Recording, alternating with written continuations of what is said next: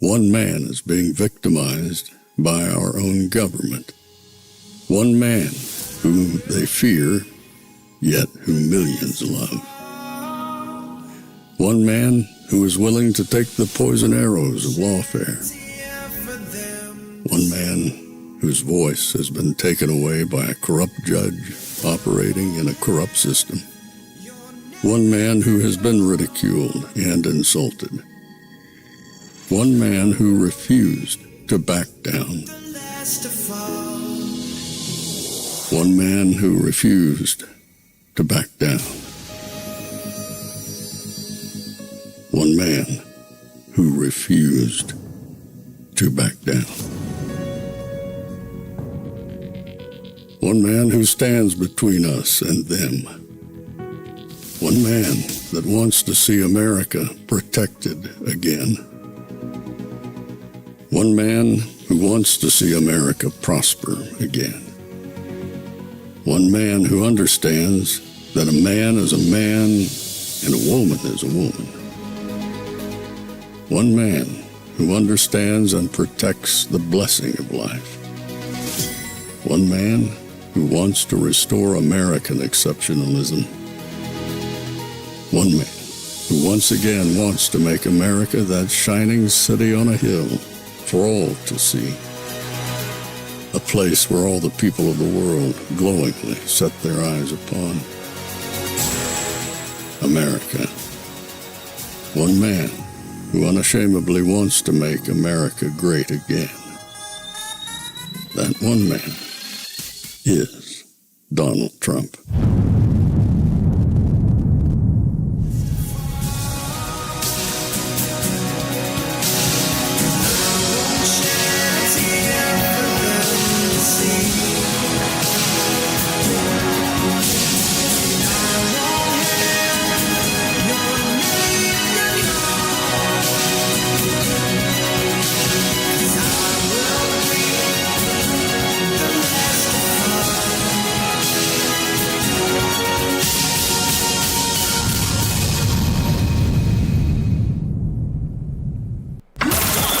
This is Fanfare with Barry Cunningham.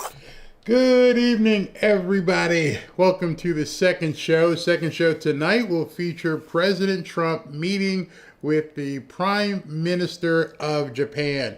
That is slated to go off here at about 8:30. Glad you guys could make it. Man, I'm telling you right now, be afraid. Well, I shouldn't say be afraid. Be concerned. Be very concerned. This entire EBT thing is really freaking people out. It is causing people to basically, for lack of a better word, sell their soul. I hadn't planned on talking about this tonight, but I got a couple emails.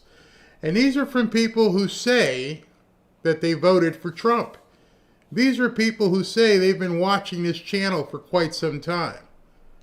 And now all of a sudden, because we've been talking about EBT and how, most of us don't want to work 6 months of the year to pay for 60% of the people who aren't working, we're beginning to see something happen. And I'm wondering at this point if the Democrats have found their angle. You see, whether or not the EBT thing gets settled before November 1st or not, my concern is that there are a lot of people who are ready to jump ship. They're going to jump ship because getting free stuff is more important than standing up for MAGA. Getting free stuff is more important than making the United States great. Like I said earlier, and I'll say it again, John F. Kennedy could not get elected today by the Democrats. There is no way anybody wants to hear, do not ask what your country can do for you, but rather what you can do for your country. Because I'm seeing emails where there are people specifically saying, I don't care who wins as long as I get my EBT. I've been getting emails of that nature. And I never thought I would see the day that people would sell out to that level. of not understanding what you're doing to other Americans, not what we're doing. I don't think there's anybody watching this watching this show or in the chat. Doesn't matter what your income level is, doesn't matter where you are in life.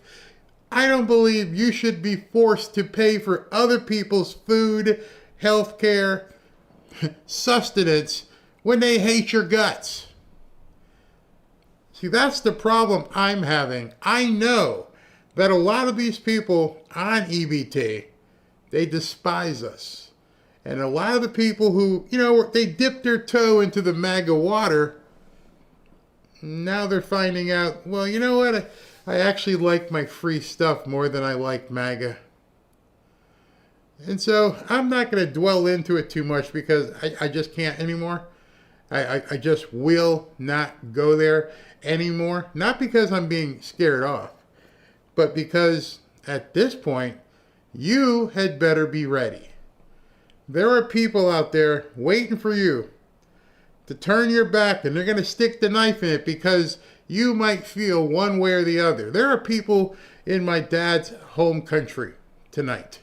My dad came from Jamaica, as I told you, came through the front door, became a citizen, opened a construction business with he and his brother. And Jamaica's on the precipice of being wiped out. It's already a poor country. Now it's about to be a devastated poor country. You got a Cat 5 hurricane bearing down on it with the highest winds ever recorded. Even higher than here when we had Hugo. This is a massive storm if you haven't seen it. And these people, in about 24 to 48 hours, are going to need everything. I do mean everything. There is nothing that is going to survive that.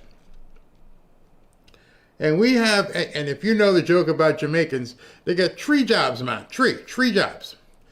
And you have people here who are now pissed off because they might not get their free stuff.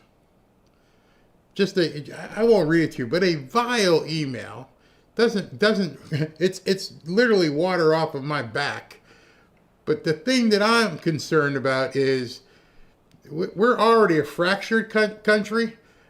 I think there are some people in this country who do not have the intestinal fortitude to understand they have to stand strong. Even if it means there's no EBT. Even if it means there's no medical because all of this is shut down. I don't know how else to say it. But I think the rubber is meeting the road in about 4 or 5 days. And you're going to see pretty quickly how many people, even in our chat, start freaking out. I'll pray for them. I'll pray for the people sending me emails. I'll pray for their souls. I'll pray that they find some way to get food. But when I get an email, let me just read you one part of this missive that really concerned me. Just one part. Let me share this with you. I don't care if there are 42 million people on EBT. I don't care if there are 100 million people on EBT. Yes, I'm on EBT, and I refuse to work to get paid to further enrich others. He used a much more colorful word. I refuse to work. Somebody actually took the time to tell me I'm on EBT. I don't care how many people are on EBT. I'm not going to stop being on EBT. And I don't care how many other people are hurt, as long as I get mine. Yes, I'm on EBT and I refuse to work. What kind of person actually says that? What kind of person has the impetus to actually write an email saying, I refuse to work. Just keep feeding me. They walk amongst you. They may be in the chat right now. They're afraid of what's coming. They're mad at me for bringing it to the light. I've gotten stuff on X. I've gotten stuff in the email. Barry, stop talking about this stuff. Why? I think that light should be shining quite brightly. If for nothing else, that people understand there's a way out. You don't have to be like this. But who knows? I'm just telling you, it's going to be a very interesting next couple of days. Men, don't let your woman go to the store alone. Don't let your women go to, and I'm not being sexist, but there's no way I'm letting Robin out of my sight at a store. I am going to circle the parking lot and I'm going to watch. Things are going to get squirrely here, and some of it is going to be intentional, and some people don't care who gets hurt. If someone's willing to put that with their name, their IP address, their email, if they're willing to put that out there, they're going to be willing to do anything. So be ready. That's all I'm going to say. Be ready. That being said, Trump should be up pretty soon. I feel like I've been watching, in addition to all this EBT stuff, I've been watching an episode of Punk'd. If you guys didn't remember, that was with, what was his name? Austin something. I forget. But it was basically a remake of Candid Camera, where a prank would be happening and people didn't know it was a prank and they would just like be caught in this thing. I feel like we're being caught in Candid Camera. Ashton Kutcher, that was his name. I really do. I'm going to show you something. It's a meme I made myself, but you're going to get the point. This is some insane stuff, literally. But we must remember, in a time such as this, we are not the crazy ones, New York City. We are not the outlandish ones, New York City. They want us to think we are crazy. We are sane. Hi, Rabbi. Hi, Rabbi. Hi, Rabbi. Hi, Rabbi. Hi, Rabbi.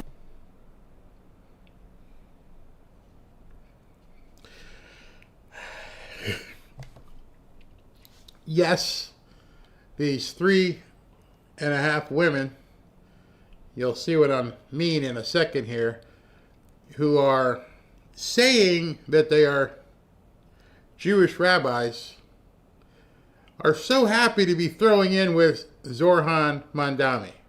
And I'm thinking to myself, do they not know? Hi. We're among the thousands of Jewish New Yorkers who've been out door knocking and phone banking to elect Zohran Mamdani. We're also rabbis. We know Zohran will fight to make our city affordable and safe for our families. And Come on, man. Come on. Tell me this is a Saturday Night Live skit.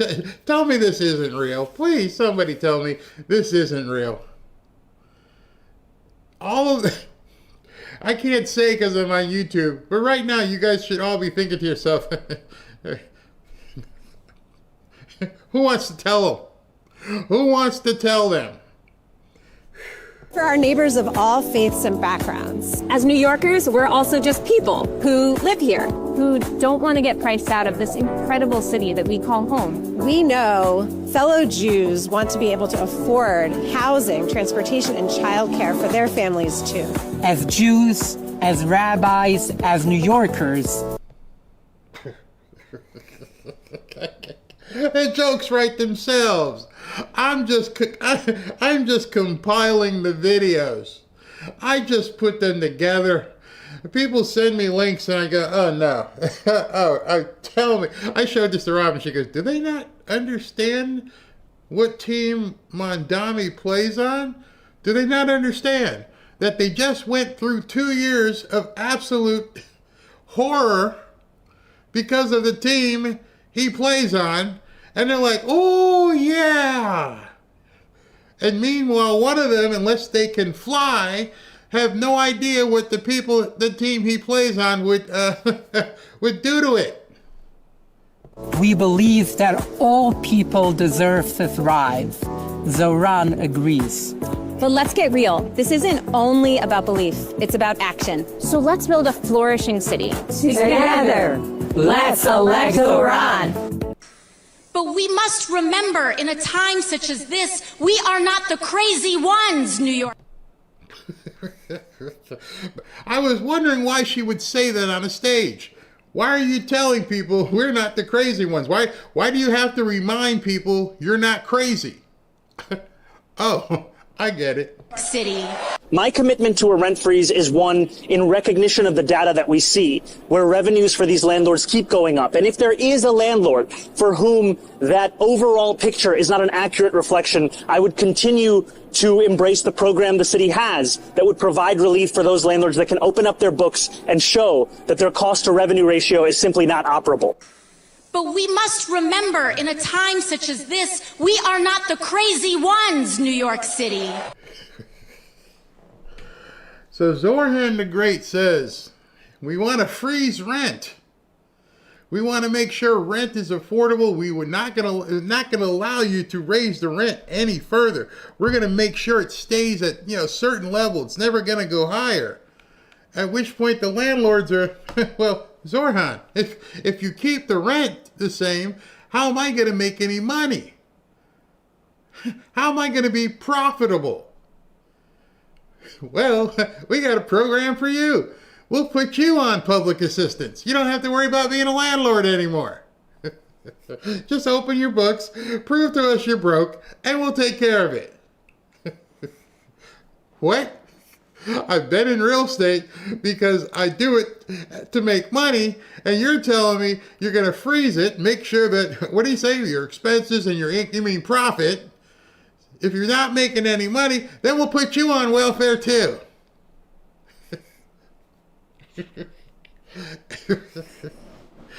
That's not how this works.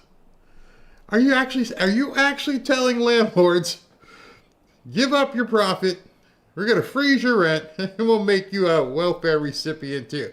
Everybody's on welfare, even the landlords. But Zorhan, this is my property. I still got to pay taxes and insurance. Well, if it's too much for you, we'll take care of you. So you got people in New York who are going to be subsidizing broke landlords.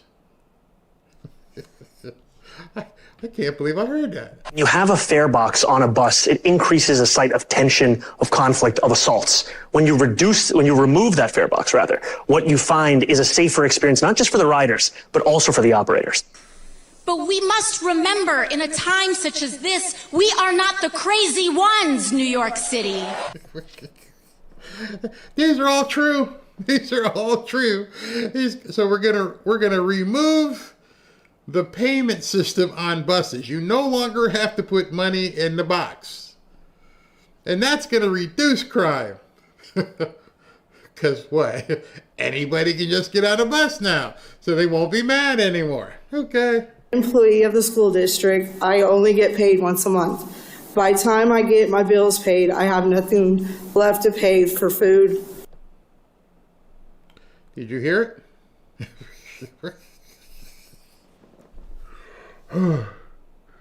By the time I pay my bills, I don't have anything left for food.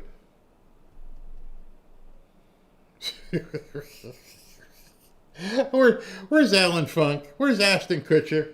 You're kidding me, right? You're actually kidding me at this point. This 8 million people in New York, and this is the person you come out to say that I won't have any money for food. And other basic needs. If it wasn't for SNAP benefits, I wouldn't be able to feed my children or myself. I work, pay my bills, and like every other mom, I want to be sure that I have enough food to put on the table. Don't say it, Barry. Don't. I don't know how to get off this ride. I don't know how to get off this ride of people freaking out. I don't know how to get off this cuckoo train. This is where America's headed. Is this really where you want to see America go? Come on, man. But we must remember, in a time such as this, we are not the crazy ones, New York City. Good evening, New York City!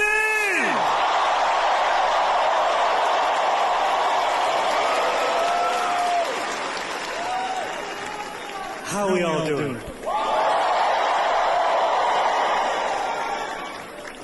Habibi, how are you? It is so good to see you all here tonight.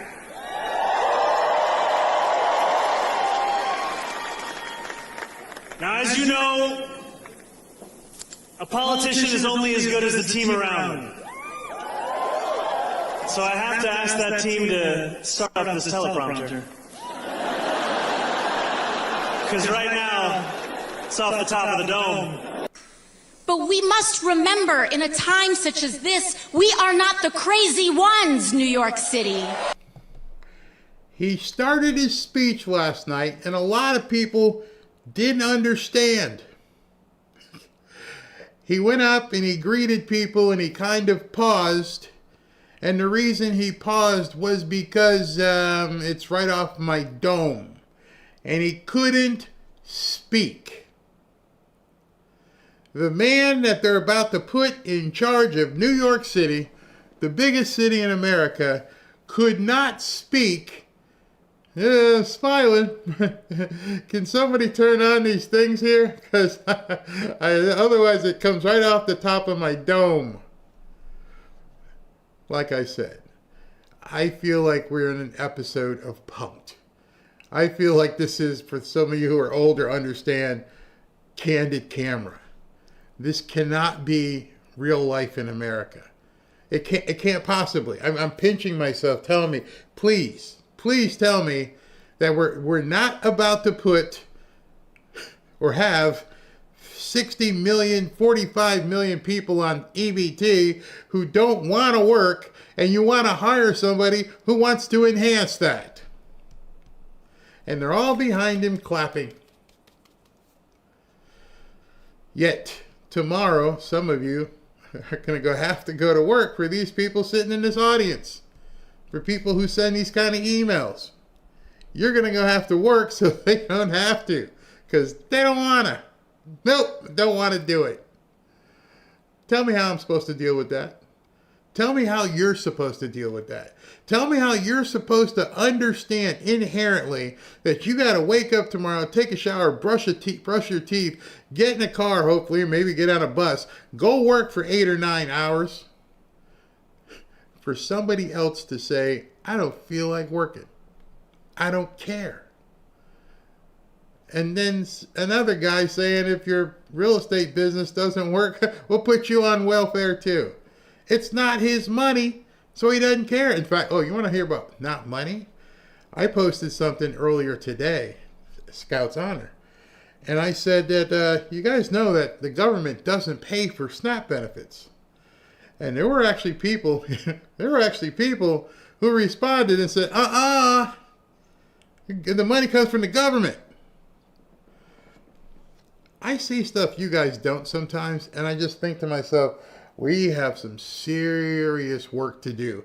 And this EBT thing has exposed a complete underbelly of people who didn't know that they wanted to be communists. Didn't know that they wanted to be a little bit socialist. Can I be a little bit socialist? I'll vote for Trump, but I still got to have my free stuff. Me, I think we need to rip the Band-Aid off. I don't know where to go. I'll take some of your comments in a second here. Just got to make sure that nothing has started. Nothing yet. But wow. That's where we are right now. And it's beginning to expose itself. I didn't know this is where it was going to go, but nonetheless, here we are in Crazy Town. Jane, get me off this crazy thing. Remember that? But anyway, let me take a profit center break here in regards to talking to you about kimchi. Did you know that U.S. life expectancy peaked at 78 years in 2014? And global life expectancy is declining for the first time in 30 years because people are aging faster than ever. And this is due to more toxins being in the air, chemicals in our soil and in our food, and other external factors that are new to us. What most people don't know is that we can actually fight against aging on a cellular level. And when you fight against aging on a cellular level, a lot of different things can happen and work out for you. And one of those things is using kimchi to have an anti-aging effect. Scientists discovered that kimchi actually slows the aging process of human cells. The power of nature can outweigh the power of pharmaceuticals without the nasty side effects. Now you can get those same benefits in a simple capsule with Kimchi One. Each capsule delivers over 900 probiotic strains plus antioxidants and enzymes that support your digestion, your metabolism, and skin health from the inside out. As we all age, we become more susceptible to microbial threats. Kimchi One is a natural antimicrobial, helping your body fight off harmful bacteria, viruses, and even toxins, while boosting immunity and energy. Best of all, Kimchi One is 100% made in the USA, all natural and non-GMO. Support your gut, protect your cells, and feel younger every day with Kimchi One from Brightcore. Right now, if you call that number, 888-418-6738, you can get an exclusive offer. If you click the link, you can get 25% off. Or for the better deal, you call my friends at Brightcore for up to 50% off your order and free shipping. Give them a call now at 888-418-6738. Thank you to my friends at Brightcore. All right, so let me just check. Nope, he has not come out as of yet. Before I go to the next segment, let's take a few comments here. Is there a button somewhere in the White House where they can just boot out all the Marxists? I don't know. I had a student ask me about why people didn't like other on foodstuffs. I asked him where the money came from, and he didn't know. No, I'm convinced right now they do not know. They think the government actually pays for stuff. They don't realize the government has no money. It was never set up to have money. The only money the government has comes from you and me. Period. They don't know that. I found myself, I shouldn't be mad at you, Barry. Snap will end in a few days whether you talk about it or not. What they think, you're jinxing it? I don't know.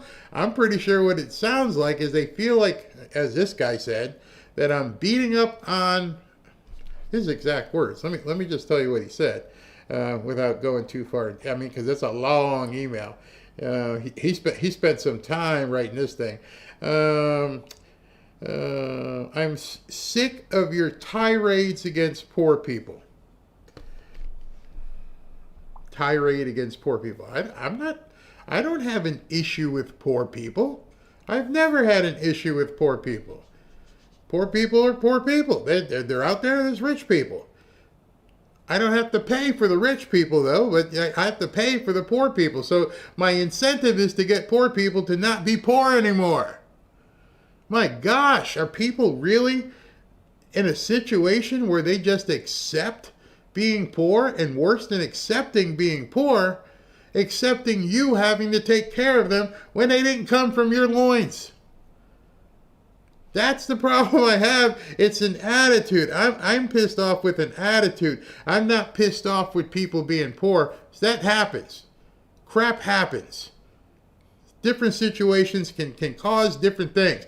I'm pissed off at people's mental attitudes that think that's it and you should just give me. That's a big difference right there. We need to educate our kids and grandkids on where taxes go. Well, it's kind of hard for some people like this dude, because if they don't pay any, it doesn't matter. It's fake money. It just falls out of the sky. Oh boy, I posted about EBT started saying, but I'm disabled or I can't work. Nothing wrong with that. If people are medically or mentally infirmed, they deserve to have help. That's what it's supposed to be for. Not people like that say, I ain't working, I don't feel like working, I ain't going no job. He obviously has a phone or a computer. Just saying. Poor people, as long as they are able-bodied, can go to work, just like we do. Actually, how many in your audience are disabled? Boomer potheads, that's why. Oh my gosh, it's funny. Listen to people. Money grows on trees. Yeah, I need to plant one of those trees. I need to see where I can get one of those. because it seems like a lot of people reaching for those leaves, and it's not even in their yard. They didn't even nurture it. That's what I'm mad at. I mean, it's not being mad at somebody for being their financial situation. It's being upset with people who just accept that financial situation. All right, so before President Trump comes up, let me just refresh the feed here for a second. Let me start you on this segment while I check the feed. See about that. Free lawyers for illegal immigrants, and there's more where that came from. But he's not the only one. Across the country, there are more. Two more examples. In Minneapolis, Omar Fateh is running. He wants to fund non-police programs, keep homeless encampments, and stabilize rent. You hear that a lot from the socialists, and you can understand why. Rents are high. This one's interesting. In Seattle, Katie Wilson is running for Seattle mayor. She wants a bond for affordable housing. She wants to install city-owned solar panels and fund alternative crisis responses. She lives in a 600-square-foot apartment that she rents with her husband. They have a small child there. She's running against another Democrat who is like, wait, I'm diverse. I've made incredible gains through my own hard work. But she is in the lead. Josh Krashar is the editor-in-chief of Jewish Insider, one of our political analysts. Look at the pressure points here for Congress and for the White House. Everything from health insurance premiums to air travel to food stamps. The USDA, which administers federal SNAP benefits, just posted this warning on its website. Bottom line, the well has run dry. At this time, there will be no benefits issued November 1st. They, Democrats, can continue to hold out for health care for illegal aliens and gender mutilation procedures, or reopen the government so mothers, babies, and the most vulnerable among us can receive critical nutrition assistance. And bear in mind that more than 40 million people are on that program. This is the room where they're about to have the event. I can see Scott Bessent and Jameson. That looks like Stephen Miller as well. Looks like a number of the dignitaries are waiting to have everybody come in. So as soon as this begins, I understand on this other monitor that President Trump is due to arrive any second. So let me see if I can't pull that up. We can get back to this craziness.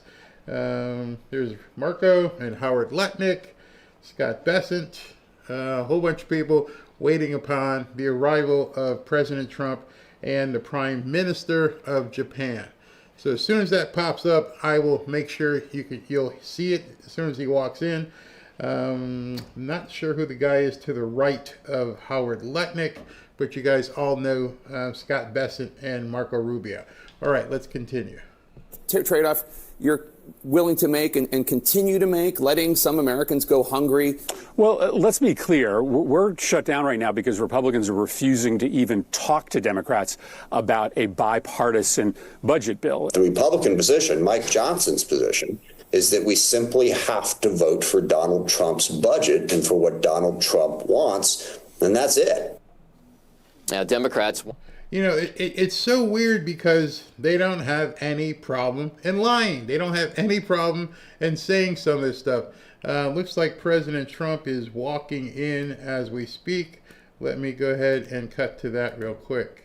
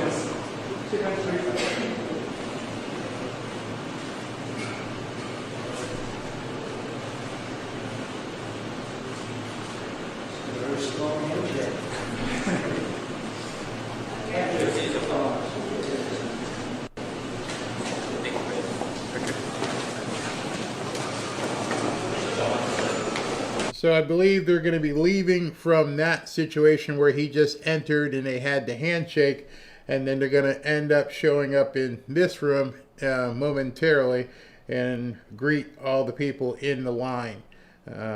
Let's go back to the other cut.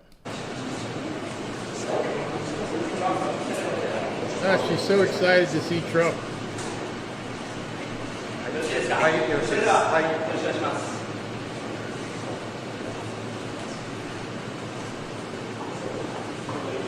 All right, so now they're going to be walking into this grand ballroom, so I shall cut to the full screen so you guys can see this.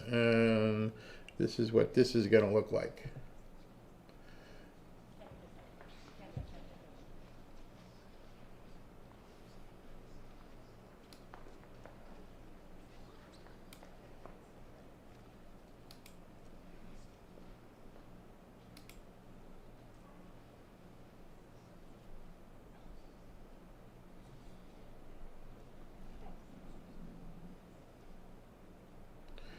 All right, so they're not ready yet. They're still getting set up. So I will oh, wait a minute. Are they coming in?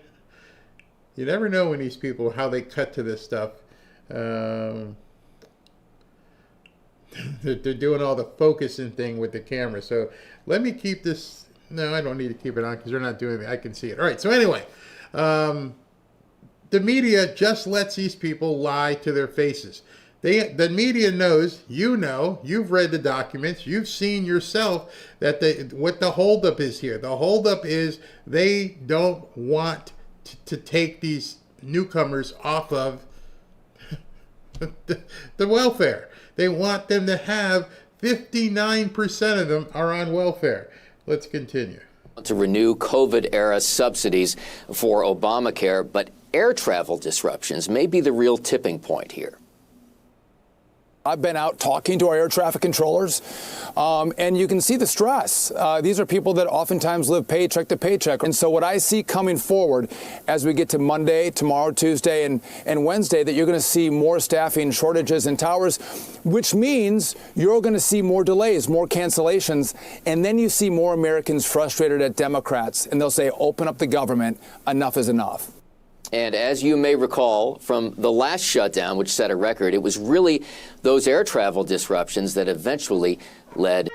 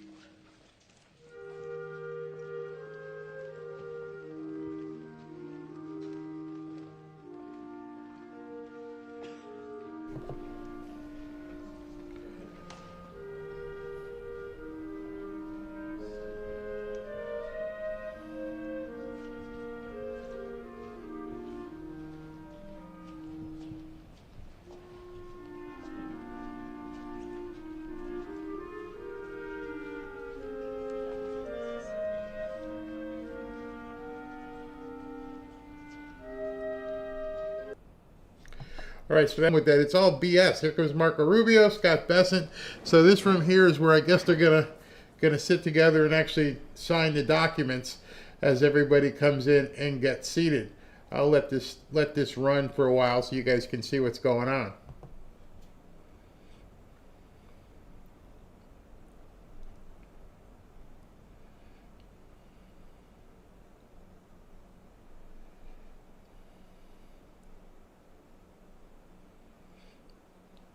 As they're filling in, I saw Caroline Levitt. She was in line as well.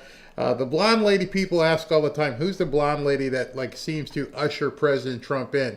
That is Monica Crowley. I'm not sure what her exact position is, but whenever he does a foreign meeting, she's always there. All right, so they're all getting set inside this main, I would call it main meeting room, and as soon as they get settled, we will come back to this as well. They might be a couple of minutes away, which would give me an opportunity to talk to you about our next sponsor. Let me go ahead and do that while we're waiting for them. You guys have seen me talk about this MAGA red watch. You know, sometimes you buy a watch just to tell time, but this one tells a story. The Trump wristwatch, black steel band, bold, solid, red face. It's sharp, it's strong, and it stands out. But more than that, every time you check the time, it's a little reminder the truth still matters. In a post-truth world where everyone's trying to spin something, this watch is like carrying a moral compass that points you back to what's real. And hey, let's be honest, it does look pretty good. It goes with everything. Dress it up, keep it casual, wear it to a football game. For some, it's a daily piece you'll wear proudly. For others, perhaps it's something you'll hold onto as a collector's item, a reminder of this moment in time, and what a time to be alive. Either way, it's not just a watch, it's a statement of what you believe in. It's kind of thing you'll be glad you've got when someone asks, where were you when all of this was happening? You can just point to your wrist and say, right here, keeping it real, keeping track of things. So yeah, sure, it tells the time, but it also tells a story, one that represents the truth. And these days, that feels even more valuable. Get yours today at the MAGA Offers, THEMAGA offers.com/BarryWatch, or click the link in the video description. And also, if you do it, you'll get a nice discount just for being a part of the Fanfare family. So thank you with that. All right, so they're still just, as you can see, filing in and getting ready, so you haven't missed anything at all.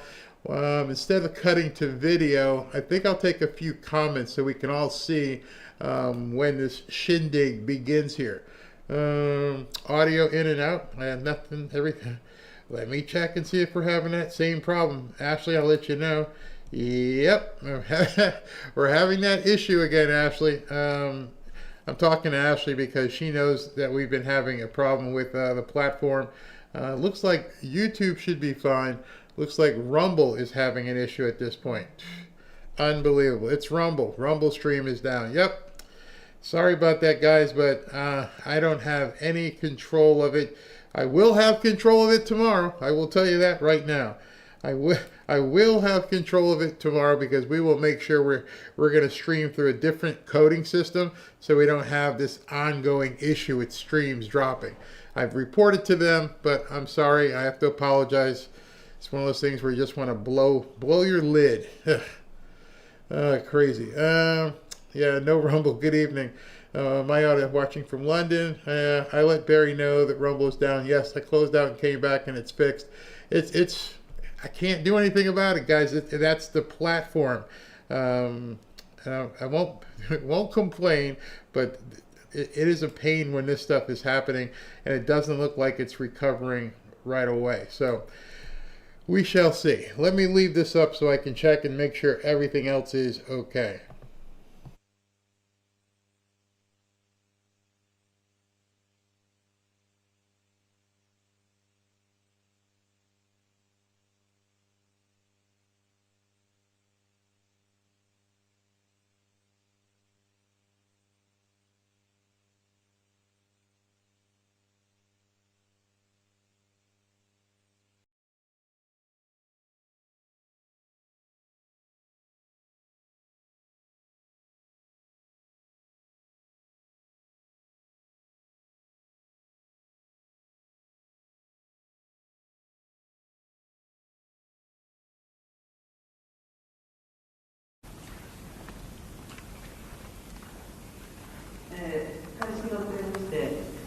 失礼いたしました。今トランプ大統領の部屋で野球を見ておりました。1対0でドジャースが勝ってます。So to the press corps, I'm very sorry that we kept waiting. As a matter of fact, Mr. President and I myself just enjoyed watching the Major League Baseball match. Actually, Dodgers versus Blue Jays, and Dodgers is now having a 1-point lead, and we really enjoyed the match. まずトランプ大統領の訪日を改めて歓迎申し上げます。で電話でも申し上げましたけれども、自民党総裁選挙に勝った直後にお祝いの発信をいただきありがとうございました。直接お会いできることを楽しみにしておりました。So President Trump, let me extend a very warm welcome upon your visit to Japan.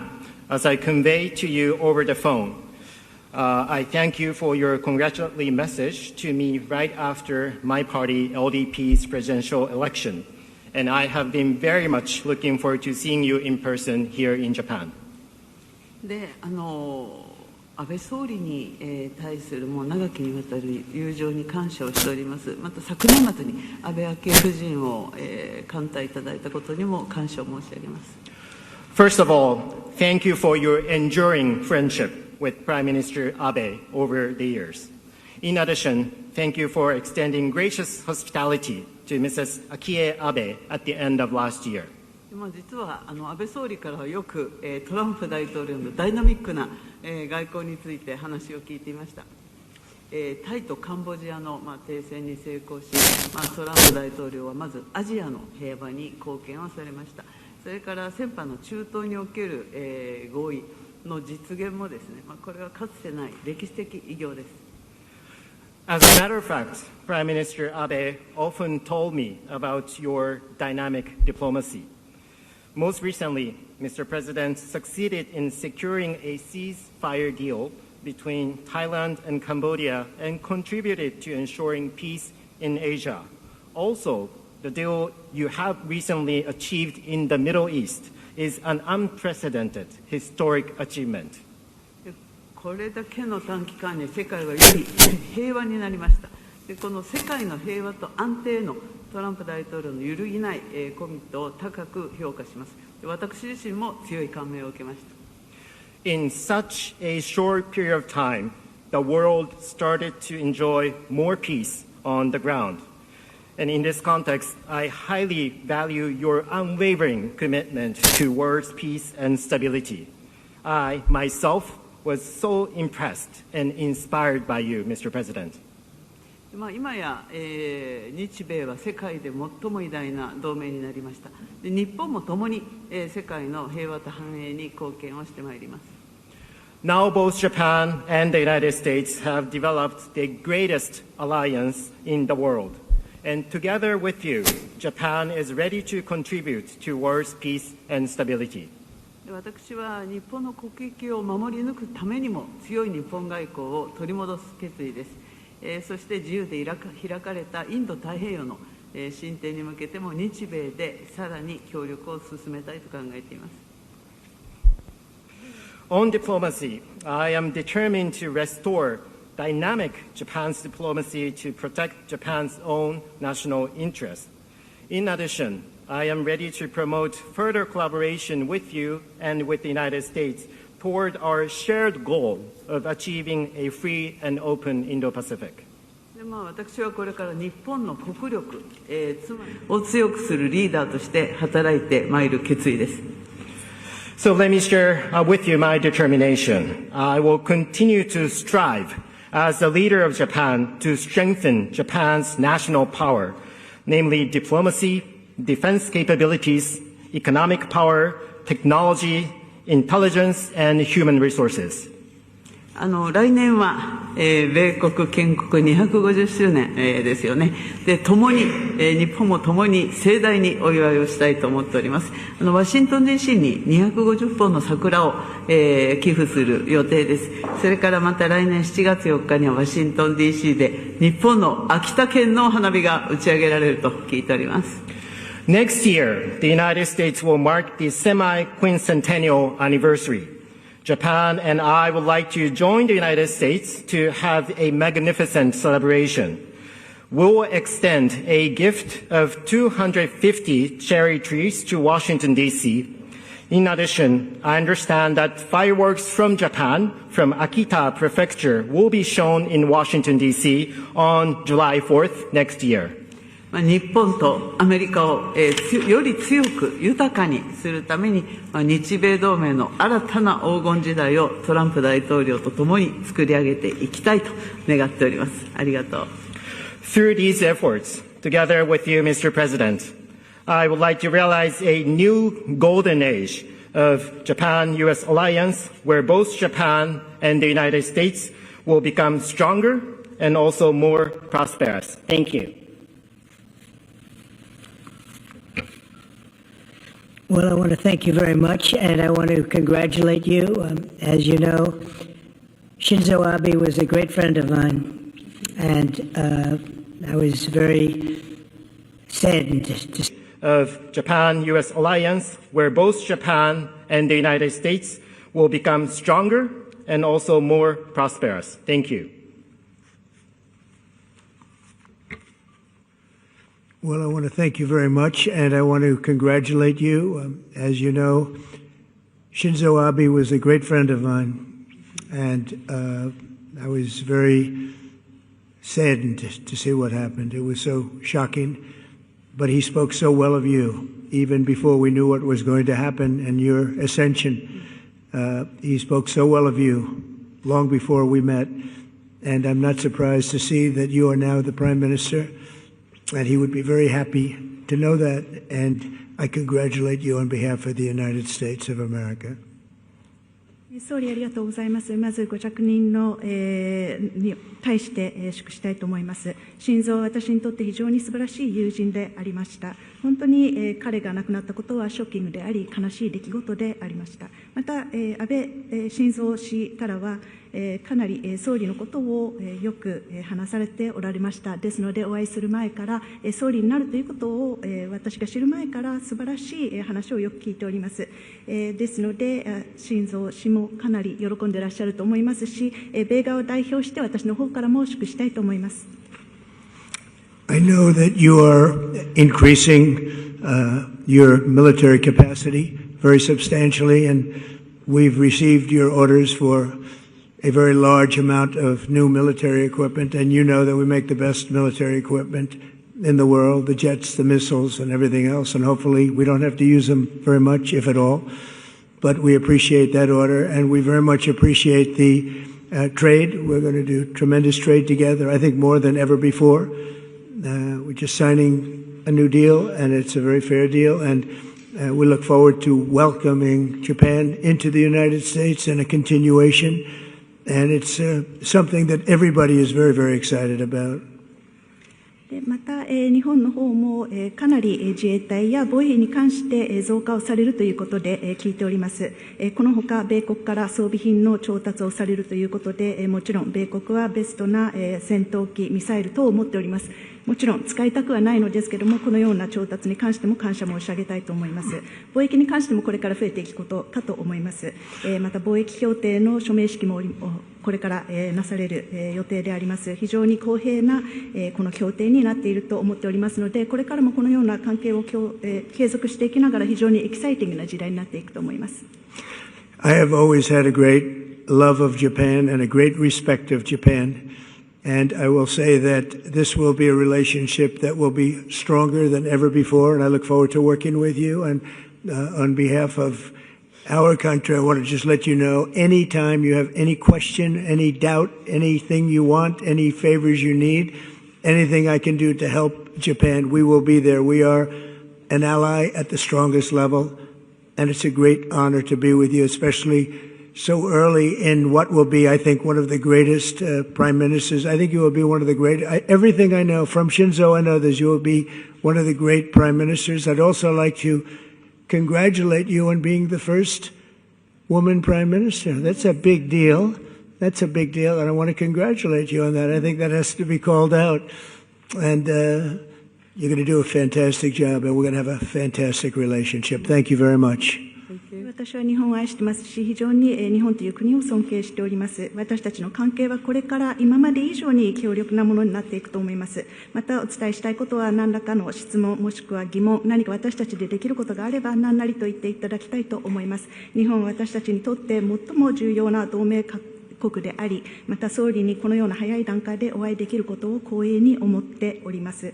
また、安倍晋三氏も言っておりましたけれども、非常に素晴らしい話を聞いております。ですので、高市総理はこれから目を馳せる総理になっていくと私は確信しております。また初めての女性総理ということで、これは非常にビッグディールだと私も思っておりますので、大きな期待を持っております。Thank you. Thank you very much.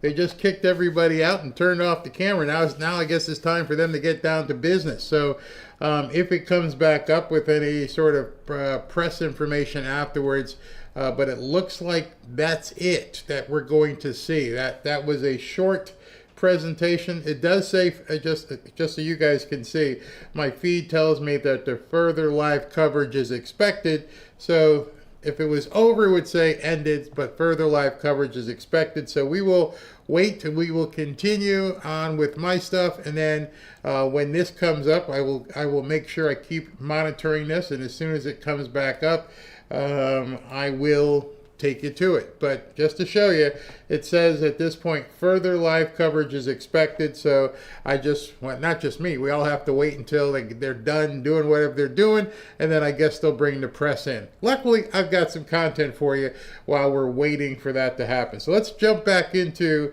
the news portion of what I was talking about.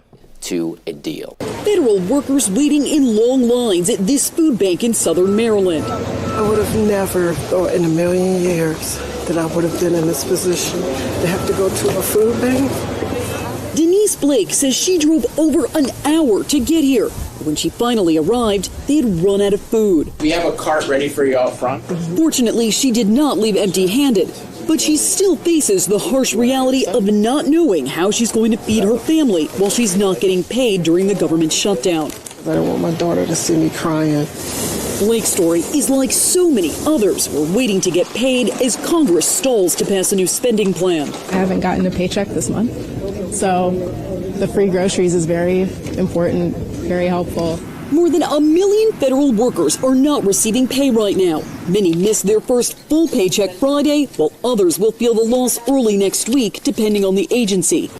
This morning, more than 40 million people, that's roughly 1 in every 8 Americans, are bracing to see their food assistance run out later this week, creating a food crisis some experts say could be the worst since the Great Depression, all because of the government shutdown. The U.S. Agriculture Department, which administers the SNAP or Food Snap program, announcing, quote, the well has run dry. Everyone's worried that, they're not going to be able to feed their families. All right, so they're about to do, I guess, a signing so the feeds come back up.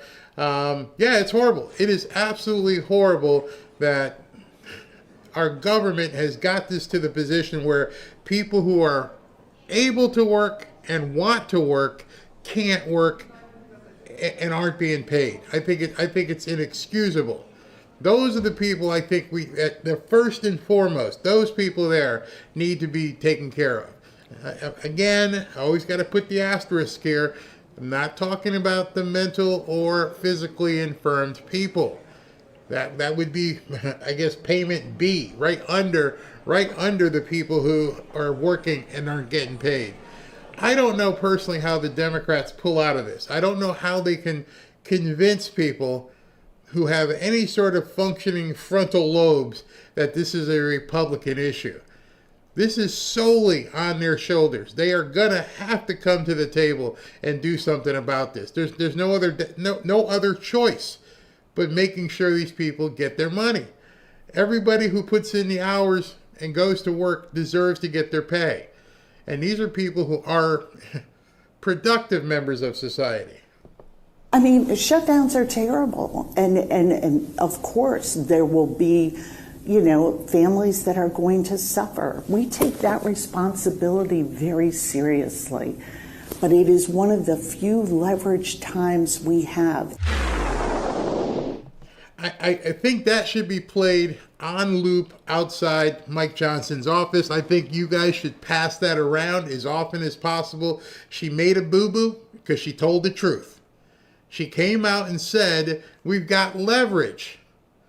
And then she tried to backstroke afterwards, but at this point, that's exactly what they are doing. They are trying to utilize leverage on the American people, use the American people as pawns to get them to get President Trump and Mike Johnson and John Thune to do what they want to do. Good evening, New York City!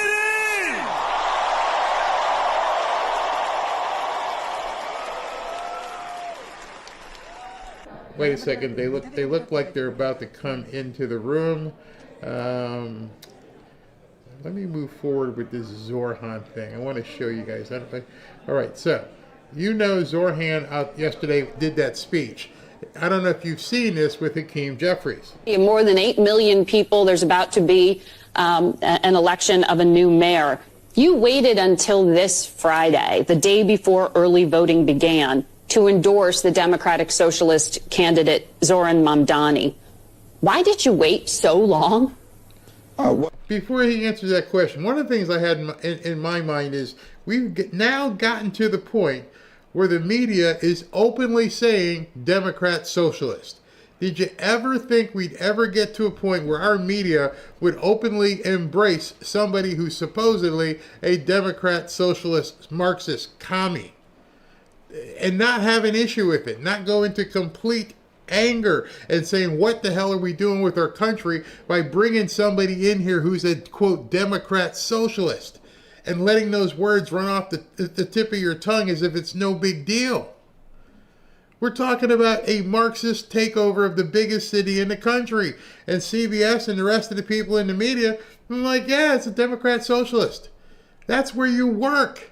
Unless she's based in Washington, that's where these people have studios. I don't know how they're going to stay. Well, probably because a lot of them aren't. Well, as I indicated, last several weeks, we've been immersed in the intensity around the government shutdown and the run-up to that in advance of September 30th and the expiration of the fiscal year. But I support the Democratic nominee, as I indicated, and we're in alignment in terms of the issue related to affordability and the need to address it decisively for the city of New York. And of course, affordability is an issue for people all across the country. I hate this singular issue of, quote, affordability. It's as if there's nothing else pressing for America other than that group of people that they want to appease. That's why I truly feel, and I don't know if I'm alone in feeling this, that we are indeed in some sort of war. They no longer care about Americans. I mean, once we get to the point where people begin to understand that and grasp that, that is probably the hardest thing for a lot of people to take that pill and realize at this point they've gotten 60% of their people, their base, the people they actually care about, the people they want voting for them, they don't care what you think. They now have a base of people that they've brought in, they've harvested, and put on all kinds of welfare programs to make you pay for people who hate you. There's no other way to address that. They no longer care about Americans. Their focus is making sure the other people are taken care of. And what's going on right now is there a certain segment of the population, I guess they can call that the poorer set of the population, don't realize they don't care about them either. Why is that? Because they can't win with just them. They have realized, they've done the numbers, you've done the numbers, they can't win just counting on poor people.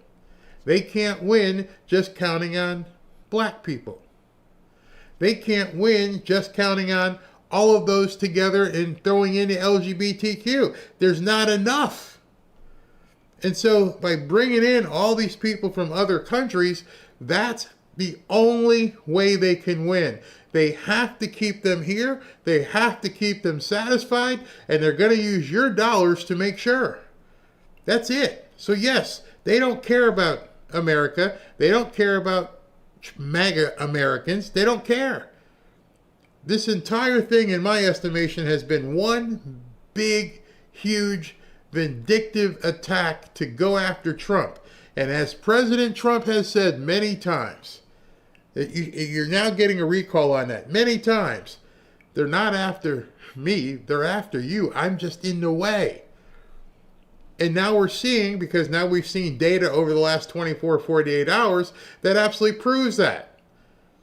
They are coming after MAGA for the sin of voting for Donald Trump. And they don't care if you suffer because you were stupid enough to vote for Donald Trump. And now we got to make sure we exact their revenge. They keep talking about revenge tour and retribution tour, and that's specifically what they're doing. There's no other answer for what they're doing other than to make sure that MAGA hurts. Not Trump. Trump's fine. Who are they hurting? They will hurt everybody in the way. It doesn't matter. It doesn't matter whatsoever. And that's what they're going for. And people can say I'm crazy, but you can see it happening in front of you. How many of you knew until yesterday that 60% of the newcomers are on some form of welfare? Not even supposed to be here, but they're getting 60% paid by you. Because Chuck Schumer, he wants to cause as much pain as he can. He's got to appease that far-left Marxist base that's going to win the once great city of New York, the mayor's race there, an anti-Semitic person, communist, to say the least. And that's who he's got to appease. He sees AOC creeping up behind him, and he knows if she announces tomorrow she will have that. That is no longer Chuck Schumer's base. Chuck Schumer's probably not a communist. He's probably just a far lefty. And he realizes that, so he's got to have that base. And he's going to cause the country to suffer. And shame on the Democrat Party, because in the past, Schumer could just put out something. It didn't have to be the truth. But you know, ABC, NBC, CBS, MSNBC, CNN, all the cluck heads on the View, they just mimic what he said. And every single Democrat could hide behind Chuck Schumer's skirt. Well, thank goodness for Fox News and a few others and these podcasters that are out there putting the truth out, because America realized that's a lie. You know, I have a lady that married to a buddy of mine, and she'll drunk text me about every night. She gets in her wine, and she's blaming everything on Trump. And she's an educated lady. I went through school with her. And she tells me that this is all the Republicans' fault. And then when I explained to her, the Republicans only have 53 votes in the Senate. They need 60. Then she says, oh, I didn't realize that. She didn't realize the essence of what these votes are all about. How many people on the left, Democrats, not talking about the commies, just regular Democrats, have no clue of what the numbers and how the math adds up? That's why they can go on television and completely lie. Hey, they control the House, they control the Senate, they control the White House. They're the ones who aren't doing it. And the media allows it. Instead of saying, well, you know they need 60 votes, which is another problem. I'm waiting for the shoe to drop and for them to go nuclear, because it's the only way at this point that I see. Looks like they're getting ready for something, but Trump and the Prime Minister have not been seated as of yet. So let's continue. You're educated people. We need to make sure we're messaging that, Kevin. And thank you so much for bringing this topic up, because the Democrats do not care about poor people. All they care about is power. That's what you see in Washington, and frankly, both parties a lot of times. It's about power and control. Donald Trump understands that. He said he'll negotiate. Just open the dadgum government. How easy is that? All you need is 4 or 5 more Democrats in the Senate to cross over with Fetterman and a few of those that have the guts to do something. But instead, no. They want America to suffer, and they're still drawing their paychecks every dadgum day. They want America to suffer. That's exactly what I'm saying. They've decided they are going to inflict pain on America for leverage, for sport, just to see if they can get Donald Trump to cave. And yet, there are so many people who don't understand anything about what's going on. They just think that this is business as usual. I'm going to show you something now that should really show you how brain dead these people really are. Listen to this.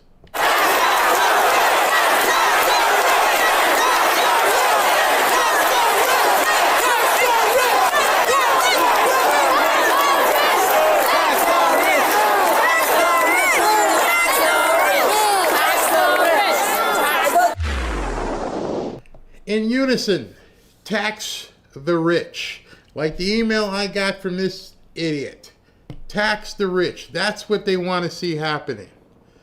Meanwhile, while they're saying tax the rich, again, I feel like the theme tonight's like I feel like I'm on an episode of Punk'd or Candid Camera.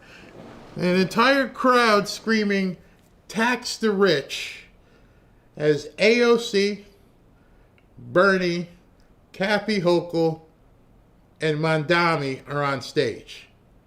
As they're looking at 4 multi-millionaires, they are saying tax the rich and cheering. And I'm thinking, what kind of Svengali stuff and MK Ultra do you have to be able to get an entire crowd to talk about taxing the rich, that the rich are the problem? As this guy in the email, I'm a rich a-hole. I don't know what that means. While you're looking at 4 people up there who got millions. Anybody want to explain that one to me? Anybody want to explain to me how you can be at a rally going, tax the rich, as you're looking at rich people? It takes a different kind of indoctrination to be standing in a crowd of people that you don't know while looking at millionaires but pretending they're not. You know, Bernie Sanders can't say millionaires and billionaires anymore. He dropped that from his repertoire because he became a millionaire. He owns 4 houses. How do they jive with that?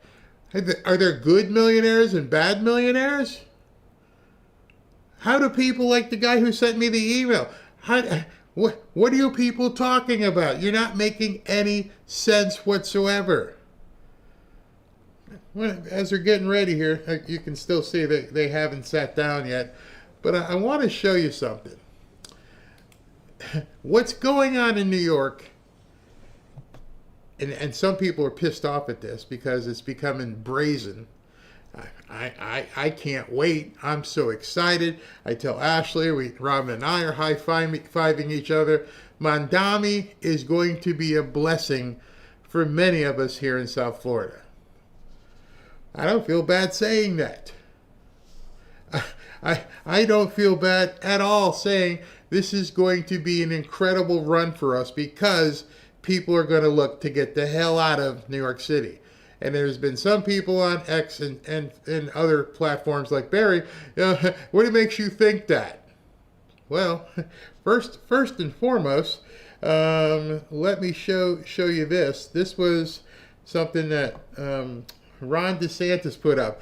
And I wrote, and this article about New York was way back in May. It will likely double this number after Mandami gets elected.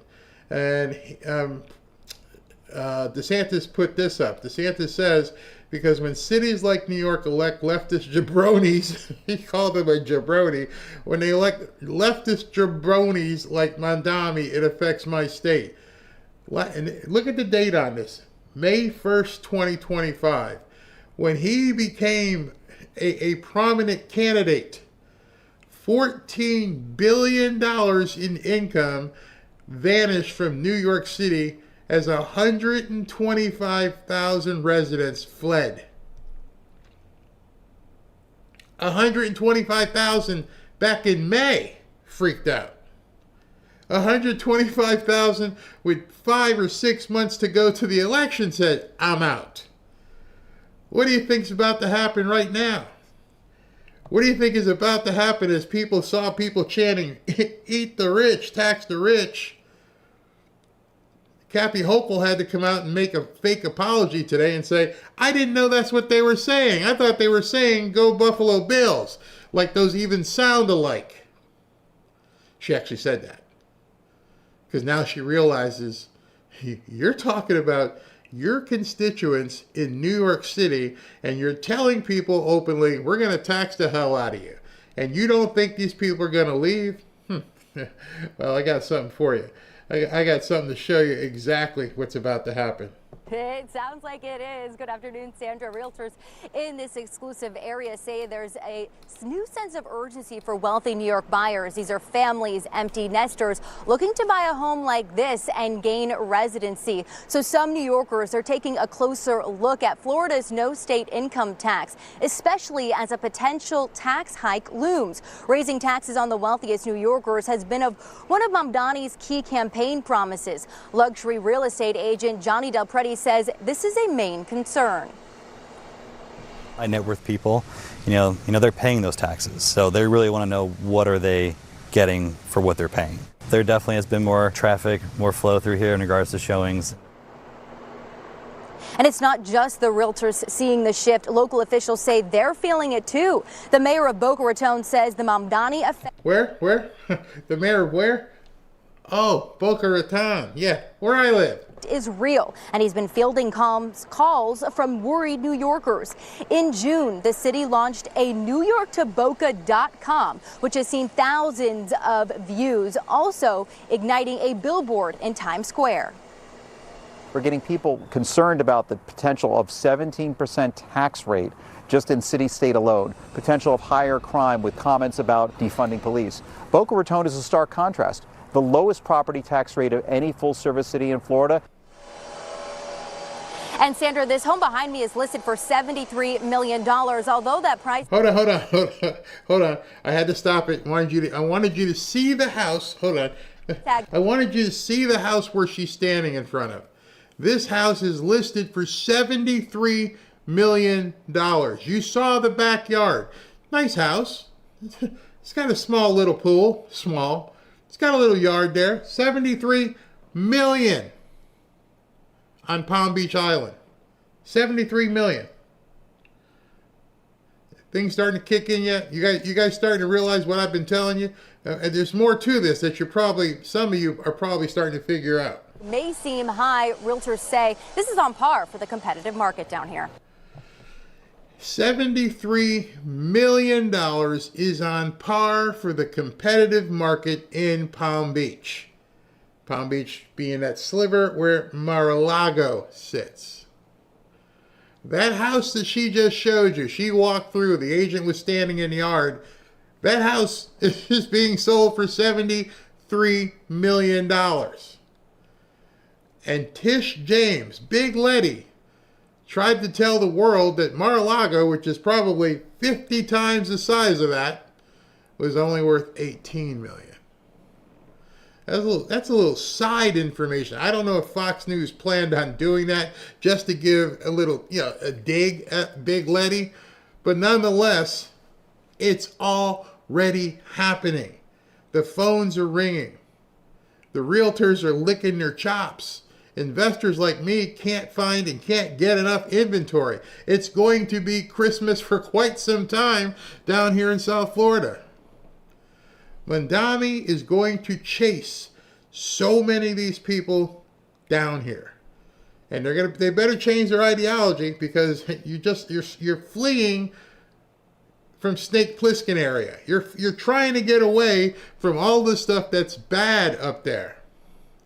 And you're coming to South Florida for freedom. You're coming to South Florida to basically have a haven for your money. I can't feel bad about it. I'm sorry. People get pissed off at me, and I'm like, what am I supposed to do? This is the business I'm in. We're in real estate. We buy and sell houses. And there's so many people wanting to come here. And Mamdani is chasing them down here. The inventory, you talk about supply and demand, prices are going to go up. It's going to cause a lot of people probably to leave, because people are going to want to buy those houses, tear them down, and do something else with them. It's supply and demand. It's the economy, stupid. That's a saying that's been said many, many times. And so you've got some place where you live right now where the guy is like, we're going to give free everything. Nobody's going to pay. We're not going to put people in jail. We're going to make social workers be police officers. And we don't want to put any payment in the buses. You do everything. We're going to freeze rent. What do you think is going to happen? Of course, they're going to leave. They're absolutely going to leave. And Ron DeSantis has done such a good job down here to make sure that when they do get here, they understand the games you played up there ain't going to work down here. He'll treat you very well. You don't have to pay any income tax here in South Florida. Zero. No income tax. You pay a sales tax. When you go to the grocery store, if you buy something, at a retail establishment, but you pay zero income tax. You homestead. There's all kinds of strategies you can do down here. And this isn't a commercial to come to Florida. This is a commercial against Mondami. He is going to rue the day. I mean, New Yorkers are going to rue the day that they chased all that big money out of Manhattan. $73 million. There's only got to be about 100 or so people in the world who could pay $73 million for a house. And so that person in New York City was paying the taxes, was living life, was absorbing all that, and now they're at a point where it's like, you know what? I can't do it anymore. I can't live this way. I understand what you're going to do to this city. You're going to London my city. So if you see people, and like the guy who sent me the email and other people who say, it's bad to be talking about EBT and what's happening, is we're seeing a separation in a number of ways. We are seeing people who want to get away from that. They don't want to be subject to all the stuff and the craziness that the Democrats are putting out there. It's not me. I didn't create this issue. But they're bringing prosperity here, and President Trump is trying to bring prosperity elsewhere, and the Democrats are intentionally trying to make other people suffer. Now, what I want to tie this with a bow for you is you don't have to do that kind of suffering. You can begin taking the opportunities that are being made available to you by President Trump. And don't get sucked into the BS. I'm telling you, if you get sucked into the BS about this is how it's supposed to be, or this is all I can do, someone's going to go running past you with a smile. They're still not set up yet. They're probably having their meeting, so as soon as they come back, I will obviously come to it. But we're looking at 2 empty chairs. Nobody's there yet. I will bring it to you as soon as they come on. And I'm going to take some comments, but I'm just so over people saying eat the rich, tax the rich. Rich is a definition. It's something, a label somebody else puts on somebody else because they don't know. You can call somebody any name you want, but at least if you don't know the circumstances they're in, why would you... I don't know. It's disheartening at best. I didn't mean to do this when I built this channel. I knew what President Trump was all about. You guys, if you didn't know his past, you should have known what he's all about all the way through the campaign. You saw all the different things he wanted to do, and now he's doing them. It's not too late to turn it around and say, you know what? I'm going to take advantage of these opportunities because I might not get them again. I might not have the opportunity to do the things that President Trump is allowing me to do. What happens then? I would hate to be that what if. I should have. I love y'all, but come on, man.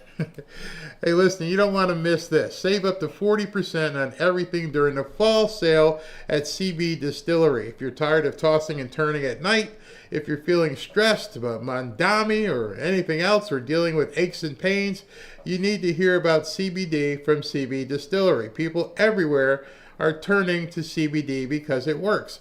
And you don't have to worry about getting high and all that stuff. That's not what this is all about. Over 90% of customers say they sleep much better with CBD. That's huge. And CB Distillery has natural solutions for just about everything, whether it's better sleep, mood, focus, pain relief after workouts, or pain relief just from sitting, different things, and even CBD for pets. And it's all made with clean, high-quality ingredients. Look, if you've been waiting for the perfect time to try CBD without having any fear, this would be it. Stock up and save up to 40% on everything. Just head over to cbdistillery.com and use my promo code RUMBLE. That's cbdistillery.com. Use the code RUMBLE and you'll see exactly what they have available for you. The sleep stuff works really well. And specific product availability depends on individual state regulations. Other than that, give it a shot. You might like it. All right, so as we're watching here, we're still waiting for them to come out and sit down. Let's take some comments from you guys as we're waiting for the rest of the show. Not one day in your life, what's it say? Where'd it go? Not one day in your life has a poor person wrote your paycheck. Rich people write the paychecks. I've worked for many of them. Absolutely. Barry, can you give a word of wisdom to the not so rich, to the average income people that live there? Okay. First and foremost, don't define somebody else. In your comment here, can you give a word of wisdom to the not so rich? I don't even know what rich means. Rich is a scorecard. I suck at bowling. If I went to go bowling and I did 110 or whatever, 120, that would suck to somebody who can do 250. But it's a lot better than somebody who only does 80. So the word of wisdom is don't measure your success by somebody else's success. If you're in a position right now where you have $1,000 in the bank and you can do something to get to $1,500, then you've done well. You've improved your position, and then you can build upon that. So that's my word of wisdom, is don't measure yourself according to somebody else. Measure yourself according to you. Everybody hates the rich but wants to be rich. Exactly. What is considered rich? I've never met anybody who said I'm rich enough. And I've worked with billionaires. Because to them, it's just like, how do you get more assets? What do you do? It's just part of who they are. And if you get that ability in yourself, you would find yourself being able to measure yourself against you. Looks like they're starting to file in right now. Live beneath your means and you will build wealth. Yeah, that's a good one. Let's see. Leave the liberal ideology in New York City. Yeah, exactly. Comparison is a thief of joy. Yeah, you know what's funny? When you pull up to a stoplight and you're driving your car, especially down here sometimes, when you look over and went, oh, damn. Does he really have a Rolls Royce? I thought I had a nice car. That can drive you crazy if you're trying to keep up with somebody else. Don't worry about that. Do you. Do you. Do it over and over. I just want to survive and live free from the crazy BS going on. Yep, exactly. People think California's in shambles. Wait until Mondami gets in New York. I feel for all the Democrats states, but for California and New York. When I showed you that piece on Fox, that was something you should glean from it. The part that you glean from it is people are escaping. I called myself doing some marketing today. You want to hear something funny? Check this out. Today, I said I'm going to go ahead and build a new website. So let me search domain names. Let me put up Escape from New York. Nope. Escape from Mondami. Nope. Escape from commies. I'm sitting there going, oh my gosh, I am not the only person. I couldn't find a domain name that made sense. That's how in demand people want to get away from what's going on up there. Try it. Go to any one of those sites where you can like search for domains, because I couldn't find one. So you can homestead property in Florida? Yep, yes you can. Huge benefit for owning property in Florida. Creditors can't touch it. Nothing. It's yours. and you lock in a certain real estate property tax, which is about to go away anyway. So you imagine what things are going to be like here when we do away, I mean, we've done away with income tax, but when we do away with property tax as well. You have to come flying people in. It would be crazy. Let's see, what happened to those aliens in Miami that were downtown of Biscayne Boulevard? Yeah, I know everyone thought that's what it was, but didn't know it. Gasworks says, yes, we homestead our primary residence. Not like Letitia. These are actually your primary residence. You can homestead it. Let's see here. Escape from New York 2025. I might want to try that one, but what happens when it goes into December? It goes to 2026. Then your domain doesn't look that good. Let's see. Escape from insanity. Is it okay? Where was this? Wisdom to the ones who are not able to move from Florida. Is it okay, Barry, if it only works? What's this? Is it okay? It only works if there is all kinds of income, just not free income. Yeah, everybody. I mean, we all need help doing stuff. I have a roof over my head, food in the pantry and fridge, little money's in the bank. I am rich in my blessings. Absolutely, absolutely. When I was young, we said keeping up with the Joneses. Who is going to buy the property in New York? No one is going to buy it. How is that going to work? That's a good question. That is a very good question. What are they going to do with the property up there? Probably just sit on it. Hopefully wait it out or whatever. Don't know. Maybe write it off. When you're looking at buying a $75 million property, maybe you're like, I'll write it off or take it as a loss. So the commies will tax the president's properties. That's probably going to be the first place they go. Yep. Let's see here. Do just claim your home as a homestead. Yes, your personal residence. Walk away from it. Yeah, they may walk away from it. They may, or like I said, they may just keep it and find it cheaper to just live down here and make that their second residence and see what happens. The New York City properties will be slums very soon. Absolutely. All right, so I'm not sure. I'm not sure where they are with everything. Seems like people were running around a second ago, but they are not coming to the table. A little table, by the way. This table is kind of tiny, and they were running around and doing stuff earlier, but I can hear them. You can hear them probably in the background, but don't know what they're doing right now. So let's continue while we are waiting. What did I want to show you? All right, so I showed you this morning, or you heard when we did our show today earlier, when President Trump and he said it last night on the plane that they asked him the question, "Are you serious about going for a third term?" And notice he didn't say no. And the fact that he didn't say no has caused the libnuts to lose it. Sir, Steve Bannon said in a recent interview that there could be plans for you to be able to run and potentially win a third term in 2028. Is that something you'd be willing to challenge the court to be? Well, I haven't really thought about it. We have some very good people, as you know, but I have the best poll numbers I've ever had. I mean, I just solved 8 wars and a 9th is coming. I believe Russia-Ukraine will happen. For 2028. For 2028, they're very good people.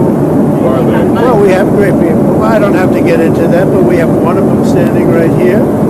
We have JD, obviously. The vice president is great. I think Marco's great. I think, I'm not sure if anybody would run against us. I think if they ever formed a group, it would be unstoppable. I really do. I believe that.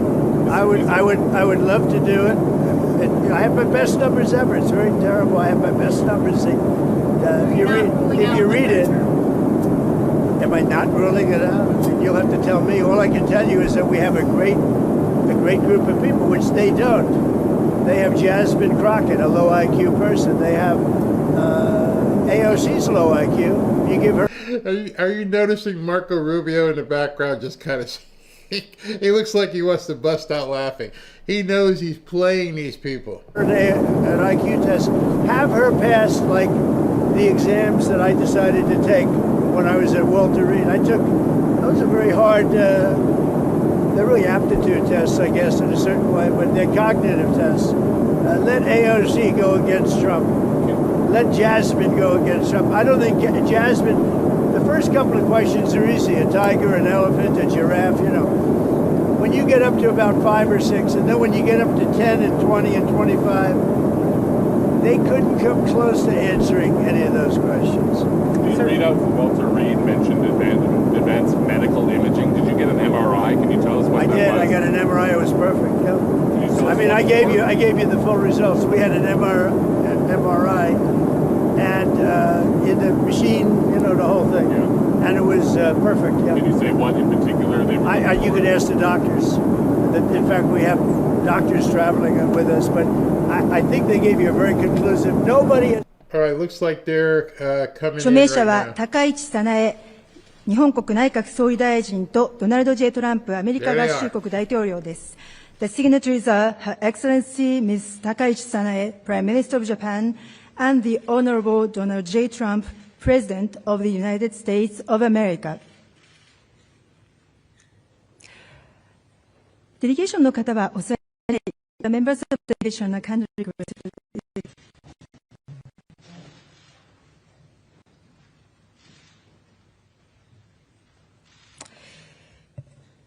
まず、最初の文書でございますけれども、合意の実施、日米同盟の新たな黄金時代に向けての署名です。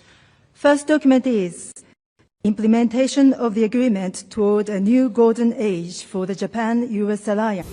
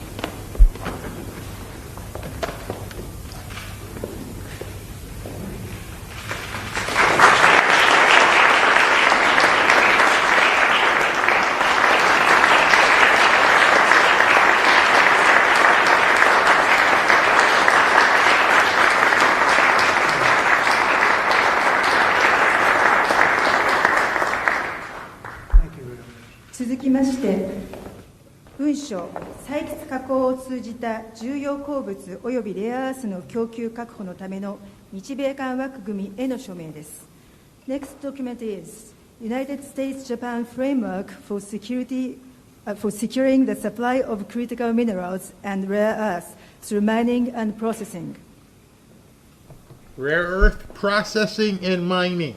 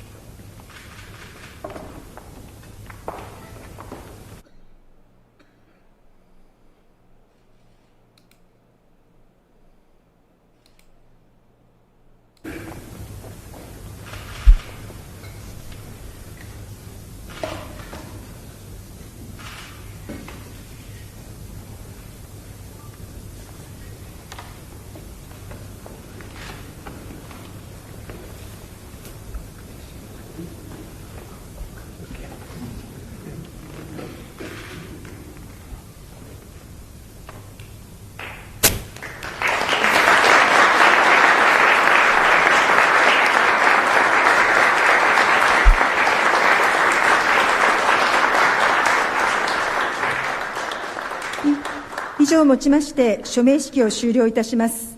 両首脳が退出いたします。This concludes the signing ceremony. The two leaders are leaving for the room to proceed the next venue. Thank you. All the delegation members are kindly requested to proceed to the next venue with the leaders. Mr. President, you successfully convinced Europe to spend 5% of the tax. We kindly ask all members of the press to allow the leaders to proceed to the next venue. Thank you very much for your kind cooperation. All right, so they did that signing, so I guess they're going to move to another room at this point. So we shall see how what that ends up being. So interesting. The rare earth is exactly what they're talking about. We talked about that a little bit earlier today. I will check to make sure if they're coming up with something else. And let me just move to another video. We were finishing with Trump's third term. Listen to how President Trump answers these questions, and then listen to how the media reacted to the fact that President Trump even hinted at a third term. Has ever given you reports like I gave you, and if I didn't think it was going to be good, either I would let you know negatively, I wouldn't run, I'd do something, but the doctor said some of the best reports for the age, some of the best reports they've ever seen. One theory on how you might try to serve a third term is that you could run as the vice president. Yeah, I'd be allowed to do that. Is it the White House or the White House counsels or your legal position? No, you'd be allowed to do that, but I wouldn't. I wouldn't do it. I think it's too cute. Yeah, I would rule that out because it's too cute. I think the people wouldn't like that. It's too cute. It's not. It wouldn't be right. He's talking about how it's going to be too cute. He doesn't want to play around like that. If he's going to run, he's going to run. Don't know how he'd be able to do it. We'd love to see what kind of legal maneuvers he would do to be able to run a third time. But I don't think he wants to. I think he's playing with his food. I think right now he's saying this stuff to merely cause these people distress. I don't think he has any way that this guy wants to be involved in this stuff into his 80s. Not when he can come down here in Mar-a-Lago and enjoy life. The thing I think he wants to do, and he better do, is make sure that all these demons get excised. Important to remember that that was in reaction to a deviation from democratic norms. And so it is important to remember that checks on executive power have happened over time, not as many as we should have had. And I say that as a presidential historian. But I mean, calling it a third term is something that Washington in his farewell address would have called something different. He called it a despot. But, you know, something like despot, dictator, monarch, that's not going to pull well with focus groups. And so I think calling it a third term is an interesting choice of words when combined with, as Steve Bannon said the other day, words like providence. Yeah, what's this sort of flirtation that Trump has of a third term, coupled with what Steve Bannon is talking about and raising this idea of, you know, maybe there's different ways. I think so. Some people question even this idea of, you know, what about kind of an acolyte or a proxy, and then Trump staying very involved as an ex-president who would be then, let's be clear, well into his 80s. What is the precedent for that, and why have presidents so shied away from that kind of thing? So it's interesting. Like I've said, he's playing with his food. The fact that he mentions the possibility of running for a third term leads these people to have to run to their studios and do segments, taking them away from focusing on what he's doing. I think he uses them as distractions. I don't know if all the networks are covering what he's doing tonight in Japan. I don't know if they covered what he did in Malaysia and all the deals that he's signing in succession. I don't know if they covered the guy from Brazil flying to Malaysia on a short notice to get a 15-minute meeting. I don't know if they covered all that, but they'll cover this. They'll run with this red meat. Why? Because they can't help themselves. They got TDS. We have a president, and then that is supposed to be the leader. That is the democratically elected leader of what is now the longest running republic in the history of the world. And perhaps, you know, the providence is that at 250, it's no longer. But the president should not, you know, the Constitution is really clear. You are elected, you can serve a certain amount of time, and then no longer. And I think that there are, you know, as Bannon threatened, I would say, like, we do have to take this quite seriously. We should view it as a threat. Why is it a threat? Oh, we need to take this seriously. We need to take it as a threat. That's what she said. If the man wants to try and run for a third term, he's going to have to do all the legal things to get approved and to whatever exceptions need to be made. But why would it be a threat if President Trump ran for a third term? Assuming all of the legal things, the legal hurdles that would be in his way, if that was all satisfied, the Supreme Court said, yeah, he can do it. How is it a threat? These people are terrified of President Trump. They're terrified of you. They love themselves some newcomers. That's fine. They're not worried about that. They're not worried about them 60% of them being on welfare. They don't care about that, but it's a threat if President Trump wants to run again. Patterns that are established, and we should look at them.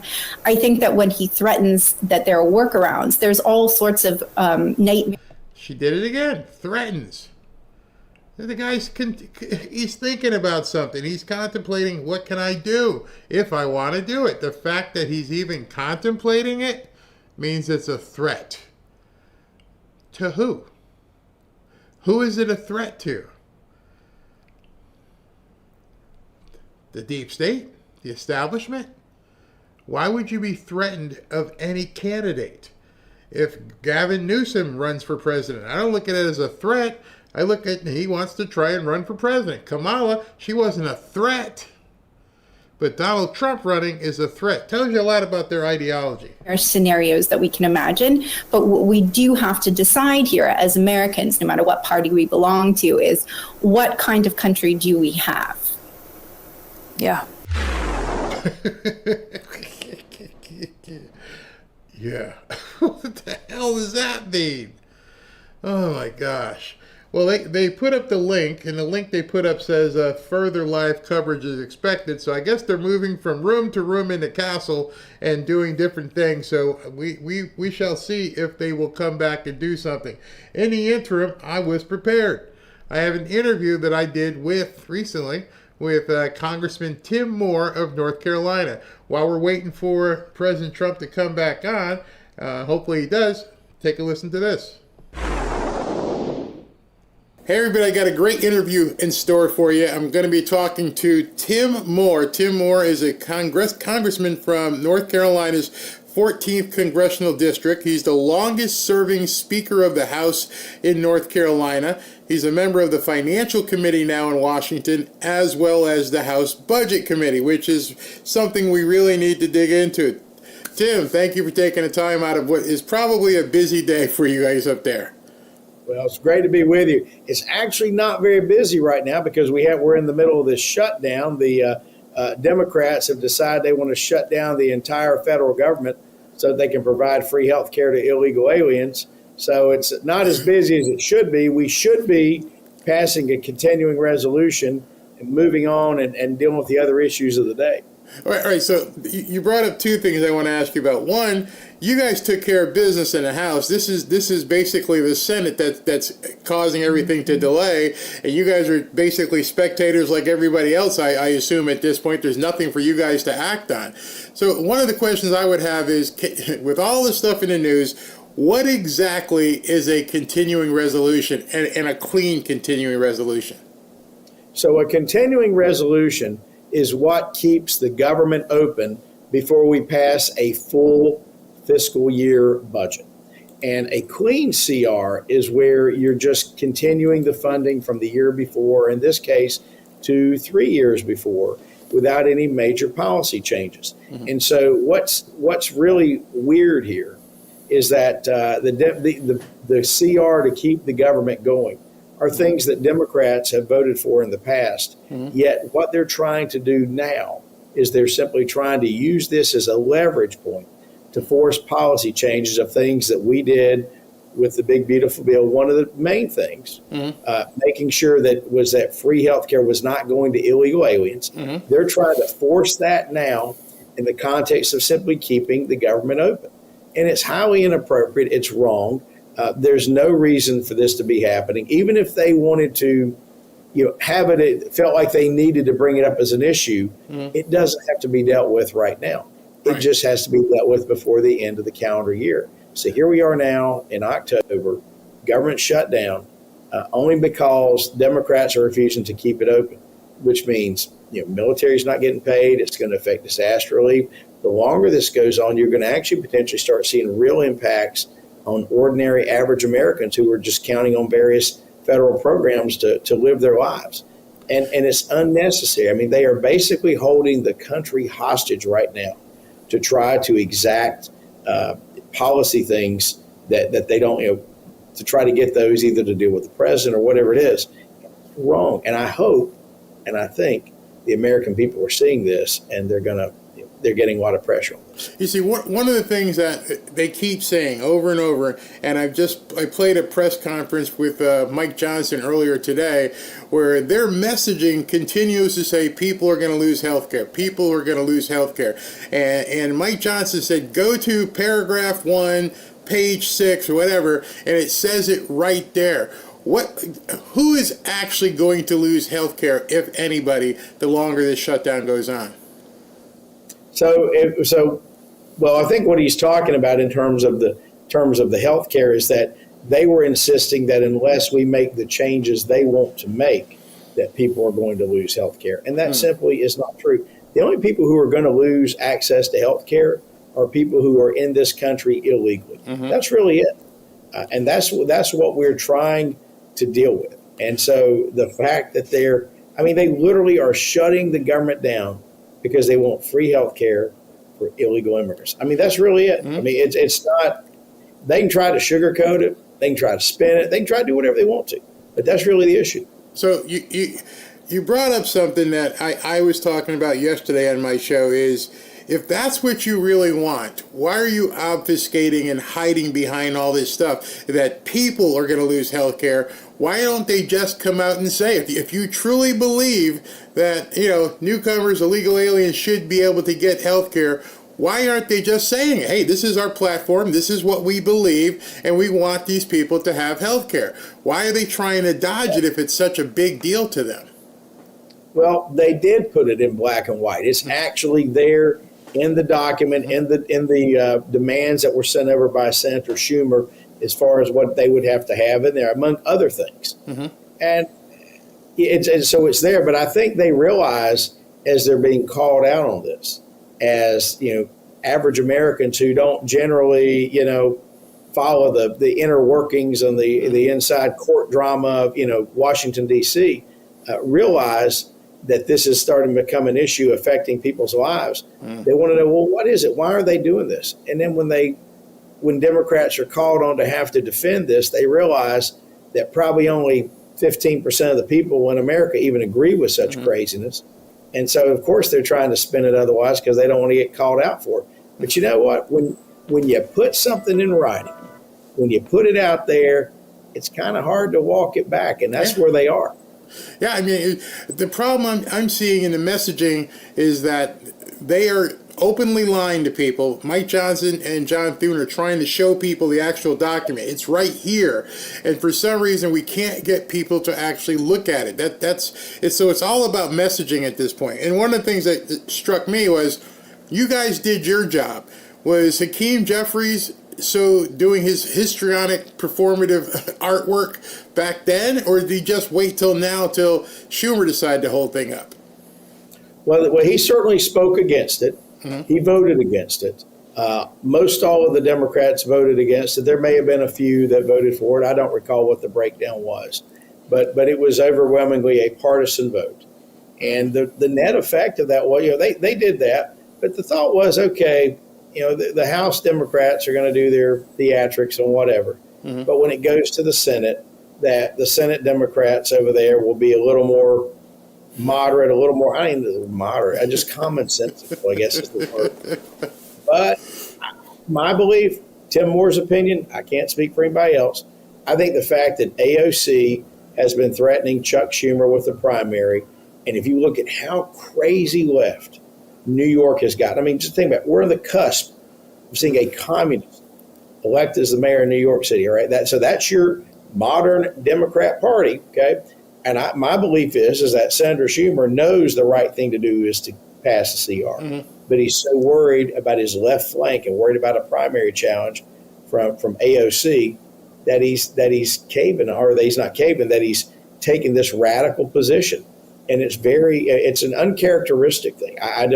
But I think it shows very, very where how far the Democratic Party has gone to the left right now. After being in Congress for 20 or 30 years, whatever it's been, how long he's been there, why aren't there any moderate people in his Rolodex that can say, don't worry about AOC, let's just get this done? I haven't seen any of the what we consider moderate Democrats come out and push back against the AOCs of the world. Why is that not happening? Or contrary, are there no more moderate Democrats? It's starting to look that way because I'm new to Congress, right? I've been in Congress here as a member now for 10 months now. Mm-hmm. And before this, I spent 22 years in my state legislature in North Carolina. So I've seen a lot of changes. 10 of those years, as you mentioned in your opening, I was the Speaker of the House. And I dealt with a lot of folks, a lot of Republicans, a lot of Democrats. And I remember a time when we actually had moderate, even some conservative Democrats. Mm-hmm. That's a rare thing now. And I think they've just allowed their party to go so far off the cliff. They've gone it. And I think there's and this has been said a lot about a lot of issues. Mm. I think there's so many Democrats that are just the active, hardcore leftists that they hate Donald Trump more than they love their country, and that they are allowing that to cloud their vision of everything. I mean, look at some of the other recent news today. I mean, you finally have a chance for peace in Gaza.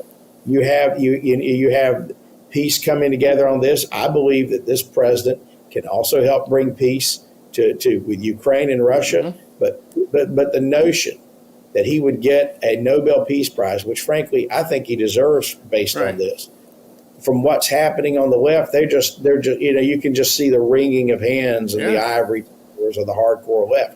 I mean, they literally would rather see more war, more death, more destruction, failure of U.S. foreign policy than they would for anything to happen to make Donald Trump look great. And you look at what's happening in Chicago. You've got this clown of a mayor, right, who doesn't want National Guard troops there when they clearly are a lawless city, ridiculous numbers of murders, but only because it's President Trump. If it was a Democratic president, the White House doing it, they would be all about it. But the fact that it's Donald Trump, they literally hate their own communities, their own states, their own country more. They hate Donald Trump rather more than they love those areas. The American people clearly have to see this, and they have to see that one party is standing up for safety and security, and the other party is pushing lawlessness, riots, attacks on law enforcement. And it's clear it could not be any more obvious than what's happening right now. Tim, Monday morning, coming up in a couple days, we all can pick up the newspaper and we know it's already going to say 30, 40, 50 people shot in Chicago. We already know it, and we know it because it happens every single week. We can see on the TV where there's Portland and they're doing some crazy stuff out there, yet these people stand in front of a camera and like, there's nothing to see here, everything's fine. How is that? Exactly. I mean, you remember, so do you remember back in 2020? When we had the spring and the summer of peaceful protest, right? That involved the burning of cars and destruction of property and the assaults on individuals. I mean, the left will.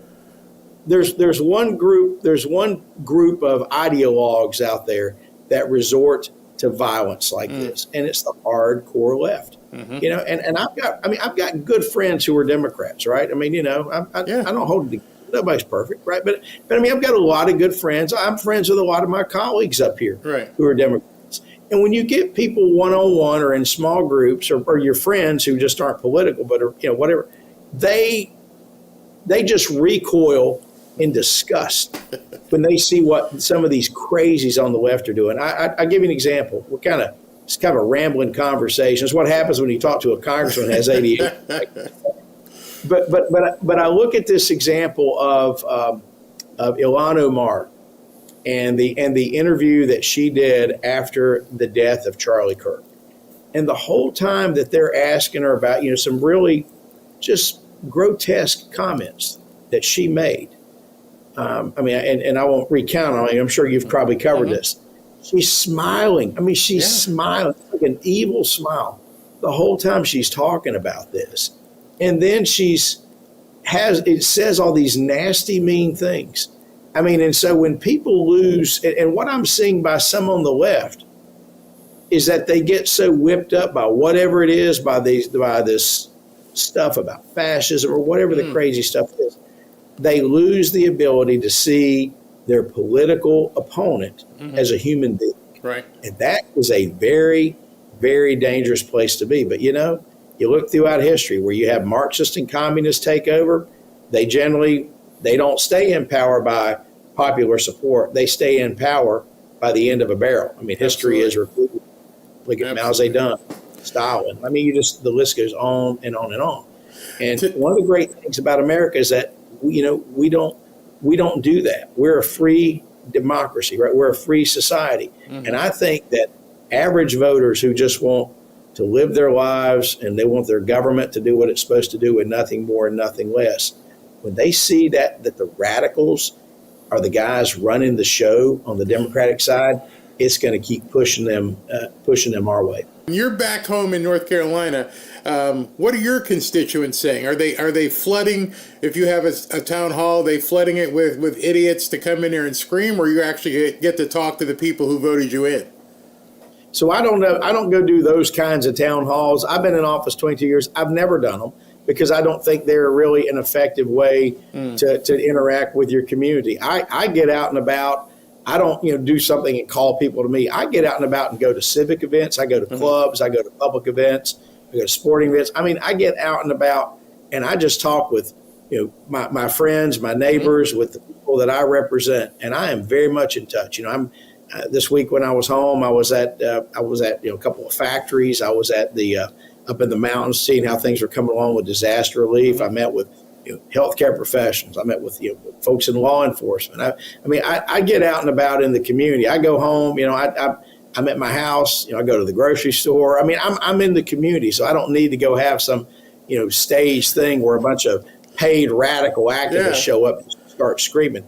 And I'll tell you something. When it comes to people who literally or legitimately need help with their federal government, we have put constituent service above everything else. And we make sure we're taking care of folks. And so if somebody comes to one of those events because they need help with their Social Security or whatever it is, I mean, how are they going to have that conversation in front of, a couple hundred people who are just there wanting to yell and whatever? I mean, they want real help. So we find other ways to do that. And I will tell you, I'm proud to be very engaged with the folks that I represent. And we've got a number of ways that we do that. But basically, I like to go into the community, meet with folks, and you know what? I get a great response on it. And what I'm hearing from people who are talking to me right now, for example, about the shutdown, is the ones who are talking to me, they get it. They see it. Yeah. They see that this is entirely Chuck Schumer, the Democrats, forcing this government shutdown, basically holding the country hostage to try to force bad policy decisions. And I applaud the speaker. I can't say enough good things about our president. And I can't say enough good things about Speaker Johnson. And the position they've taken is that basically they're not going to negotiate with terrorists, right? They're not going to, they're not literal terrorists, but you know what I mean. Now, someone who's literally willing to hold the country hostage over trying to exact policy changes. That's not a responsible thing to do. And I applaud our leaders in standing where they are. And I tell you what, I'm standing with them. I have one more question for you, because I know you're busy, is by its very nature, it's called a continuing resolution. Even if this thing were to pass, even if tomorrow Chuck Schumer had a change of heart and Hakeem Jeffries and they came together, let's get it done, aren't we going to be right back here in a month or so? We could be. Yeah, because this CR only keeps us open until November 21st. So, just a little over a month. To your point, you're right. But I do hope that we are moving through the budget process.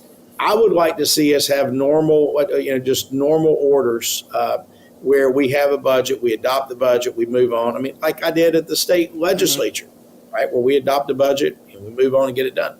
But I will say this, it is very complicated now because this Congress is very serious about reining in out of control spending. Right. This Congress is taking a great stand on keeping in place the Trump tax cuts. really trying to make a stand on doing something toward the national debt. The policies that we're able to do on unleashing American energy, cutting unnecessary regulations. I mean, you name it, we really are trying to do a lot of good stuff. So in the context of the things as they tie in with the budget, it's not easy. So, and it's not quick. And think about it. We're trying to, we're trying to turn this giant ship of a country, this giant ship of a budget. We're trying to turn it around. Well, you can't turn on a dime, and you can't undo decades and decades of policies that have failed, at least in terms of fiscal policy, overnight. And guess what? Both parties are to blame for that in the past. Yeah. This Congress is taking this seriously, is dealing with this, and it's going to take time. And if folks are really serious about trying to help this country be all it can be, they ought to be on board with keeping the operations going, adopting policies to move the country in the right direction. Because anybody with half a brain and the ability to add 1 and 1 should be able to see that we cannot continue on the path we're on of fiscal recklessness. We can't continue to spend and spend and spend and hope and pray that the GDP goes up enough that we don't become insolvent. We have to deal with this, because guess what, Barry? It may not be you or me that end up paying for this, but it'll be our children or our grandchildren who end up stuck paying this tab. And that's why we have to act now. I love hearing that from you, because I can tell you, and you've probably heard it yourself from people, there are people out there who are concerned that in the past, the Republicans cave. They give in, and they compromise what they want to stand for just to appease people. Are you seeing that for once possibly the Republicans are unified and the stand is going to be the wall that we need it to be? We are. And at some point when we do a budget, there's going to have to be some kind of compromise, because we don't have 60 Republicans in the U.S. Senate, right? So we're going to have to find a way to get 7 or 8 Democrats to vote with us. So there will be some amount of compromise that has to come. That shouldn't be a news flash to anybody. Yeah. But it's right now what the Democrats are doing is not. It's just bad faith. It's just bad. It's not even a good faith negotiation. Have those conversations. Find out the areas where we can finally try to get some sort of compromise. There should be some ways to do it. But what we do as Republicans, we adopt. We say, okay, we're going to stick to our principles. We're not going to betray these principles that we have. We're going to do that. And if we can find different things on the edges where we can make some policy modifications to get the moderate Democrats, whatever few there are over there, to vote for it, then look at it. But the point is, right now, we're not there, right? If we can't get them to keep the government open, to your point you asked earlier, how does that bode for where we are when we get down the road, when it's actually brass tacks time on the budget? Yeah. Thank you for taking the time today. I know it's not easy, but keep up the good fight. Thank you so much. And by the way, hope springs eternal, so we'll see what happens, right? I'm looking forward to it. Thank you very much. I love talking to my southern politicians. They just have a way about them. Tim Moore from North Carolina, thank you. So it doesn't look like they're going to televise the rest of this, and I don't want to keep you guys up all night. So if they do come back, I'll be able to record it, download it, and make it part of tomorrow's show. Speaking of tomorrow's show, which I guess we could say later on tonight, but we will all be sleeping. This is President Trump's schedule for tomorrow. This is converted to our time versus their time in Japan. So at 2:45 a.m. tonight, our time, East, President Trump is going to go visit the USS George Washington, which is 3:45 p.m. local over in Japan. So 2:45 our time, he's gonna go. That's why it says further coverage to come, because they're going to be following President Trump as he moves forward. See, I saw this, and it says further live coverage to come, because they're still waiting, and it's a part of this event. So this event tonight, they're going to leave wherever they are at the palace, and at 2:45 our time, which is 4 hours from now, He's going to go visit the USS George Washington at 3:45 p.m. Japan time and give a speech. After that, 6:05 a.m., while you're just getting out of bed, President Trump is going to participate in a reception and dinner with business leaders. So by the time we're ready to do a show tomorrow afternoon, I will have those remarks that you're seeing at 2:45 a.m., and I will have the remarks at 6 o'clock in the morning. So we will have two groups of events that President Trump is going to be on tomorrow afternoon. I hope you can follow that. The red dots are U.S. times, U.S. Eastern, and you can see where it says local. So at 3:45 Japan, 3:45 in Japan, he's going to be meeting the soldiers and troops, and then at 6:05 he'll be having dinner. So he's still got some time to go. Now I wanted to show you something else, because these people, they're just horrible. President Trump, and you knew it when you saw it. You knew it when you saw the lady, the prime minister, grab his hand and show him which way to go. You almost knew that this is what they were going to do. They were going to come out and try to say, oh, look, just like Biden, he doesn't know where he's going. People are tiring. And so, of course, that's exactly what they did. It says Trump, somebody posted Trump being guided through a room by the Japanese prime minister. And I love that the president's team is taking no crap from anybody. They posted right here, why didn't you share the full video, dumbass? So they're not taking any crap. What is going on with my screen? My screen is messing up big time. That was kind of weird. That was kind of weird. But yeah, so they're going to try that stuff. It's of no use. Again, tomorrow, you guys maybe dig in from the stuff you heard earlier today. Let's see if it doesn't mess up again. Where am I? Yeah, it messed up. But anyway, President Trump, they were talking about the rare earth deal. So that's a big one. But in closing, I wanted to show you tonight. Where is it? Ron DeSantis was on Jesse Waters' show talking about what's going to happen down here in Florida as a result of Mondami. This communist uprising, and I don't see anything slowing it down in the Democrat Party. Do you?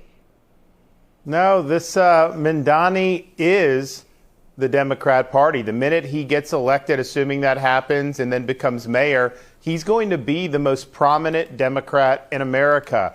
Everything that he does, all the inane ideas, all the leftist drivel that has failed every time it's been tried. But when he does that, that's going to be a real world experiment that voters, not just in New York City, well, some of them are never going to learn, but all throughout the country are going to see that's what the Democratic Party stands for. I already know that if he gets elected, real estate in Palm Beach is going to go up even higher. We're not necessarily, asking for folks to flood down here, but the reality is I think he's going to make Bill de Blasio look like Ronald Reagan. So it's not just me. I'm not the only one who's looking at this and going, this is way going to be good for us. So I don't know if I had a memory issue or what. When I say not my memory issue with the computer, but it's not letting me show the super chats. 1 second. Let me try something else really quick. And so, yeah, so it's not just me who's really excited about Mondami being the mayor up in New York City. Our own governor right here feels the exact same way. So let me see if I can pull this up. And 1 second. Is it not going to let me do it? Yeah, it's not going to let me do it. Wait a second. Let me try it a different way. At least I can read them. I can see them, but I can't show them on screen for some reason. 1 second. Hold on. Yeah, it's not letting me put them on screen. Yeah, got some cricks in the gremlins in the machine. Let me just see if I can do it this way. At least, for lack of a better word, I can actually read them off, so I can acknowledge everybody. But when the computer flickered for some reason, it's not allowing me to show the screen anymore. One second. Maybe it's tired. It's been worked hard today. All right, let me see if it'll show. Nope, it's not showing on any of the monitors, so I'm going to have to read them to people, and so I hope you guys are okay with that. With that being said, I want to say thank you to Alice. Thank you for helping us understand this stuff. CR, my neighbors are like that. God forgive me, bug. I loathe it. Nikki P reminds me of what Jesus said about separating wheat from tares. This exposure isn't going to be just for the Dems. Those on the right are going to have their true nature revealed. Absolutely. Absolutely, people on I couldn't have said it any better. There are going to be many people that you thought were MAGA. You're going to find out the truth about these people. James Hammond, please remember God in control, and we are following his plan. If EBT goes, then it's his way of teaching people how to feed themselves. Indeed, I completely agree. Chapo says, no matter what he tells them, all they hear is free stuff, free stuff, free stuff. Ernest Walker, so demons have set up New York for a downfall. Pretty much. Buddy Sanders, thanks, President. Man, Lyndon B. Johnson for doing this. Tinley, here's the fun for you to make this, and I'm not talking about the poor and disabled banner to shut the trolls up. Okay, I will make that. See, I have my warning, but people didn't like me playing the warning because it says scared their dogs and stuff. So I didn't play it today, but I will make the banner. Lou Jack, but money is the answer for everything. Buddy Sanders, gimme's going away. Actually, you're true. They're getting more. Well, on November 1st, it might go away. FB, if people can walk into a store and steal, get a pen, and fill out a job application. Somebody said that today.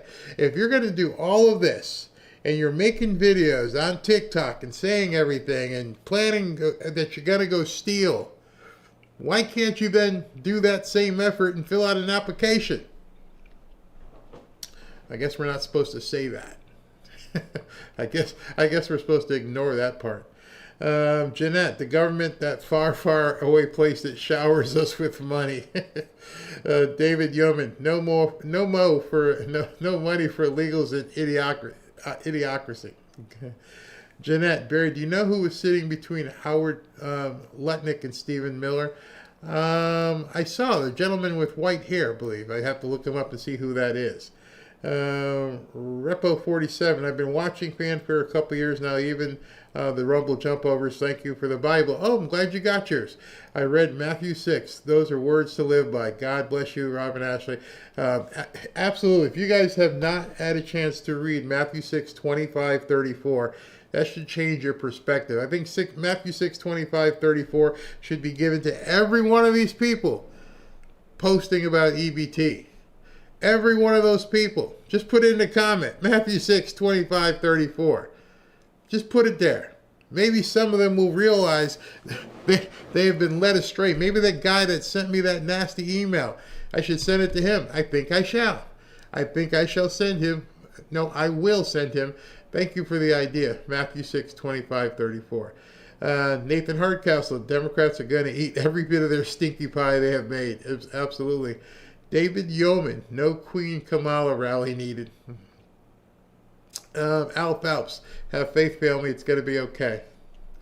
Kipper, who knew Escape from New York was actually a documentary movie with Snake Plissken. Thornton Maloney, where'd that go? Blessing, sorry, I don't want those jackoffs coming here. I've been here since 1973. No, I don't want people coming here with bad ideology, but they got to realize what they're running from and what Florida represents in Texas. Mama C, Barry, do you think that Mandami's endgame is to chase out Americans to populate Manhattan and New York City with those people, getting property for lower prices? Could be. They did it in I almost called it Somalia. They did it in Minneapolis, and now they run it. Dearborn, one by one. Maria Hevizada, perhaps we can all help by donating to our local food bank. I just did. I donate, and they've been a donating, I won't say donating partner, donating benefactor on his channel. I think we'll do that tomorrow. Second harvest. We'll do that. Barry, let's all say a prayer together for Jamaica. Man, God bless Jamaica. Please keep those people safe. Lord, get them out of harm's way. If you guys have not seen what's hovering over Jamaica, and Jamaica may be gone tomorrow. This thing is massive, massive. And I would show it to you if my screens were working, but it's absolutely... Oh, wait a second. Are you telling me y'all about to come back to work now? Now, as I'm getting ready to end, they're coming back for more? Or is this a repeat? I can't tell because sometimes these things restart. But in any event, I can't tell if this is a repeat or a restart. It looks like, hold on, let me check on this and see if this is if they're getting ready to do something, or if this is a restart from earlier. Give me 90 seconds or so to check in case they're coming back on. 1 second.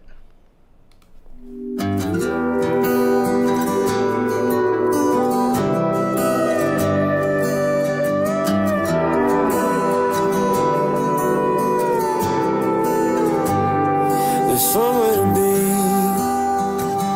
every night of the week. Seems God ain't close as he used to be. And there's more tequila in this old town than pines in Tennessee. I ain't the man I thought I'd be. And these neon lights that keep me up got me thinking maybe mom and dad had it right all along. We're too old to still be alone, and we ain't happy ever after all. I'm just saying it wouldn't be as bad, 'cause we made it out living in our hometown.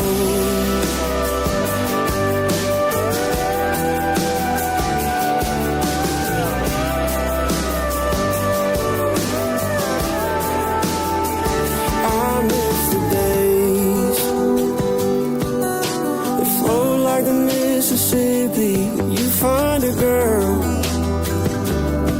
and get married before you're 20. But I've been running like a southbound train, as fast as a northern summer with no one to love. And it's making me wonder if maybe mom and dad had it right all along, and we're too old to still be alone. Okay, looks like they may be coming back with something. I'm not sure. Not sure when. Not sure how long. And I don't want to have you guys sitting here and looking at a blank screen for 35 or 40 minutes. So here's what I'll do. I'm going to start the after party so you guys can check that out and talk amongst yourself.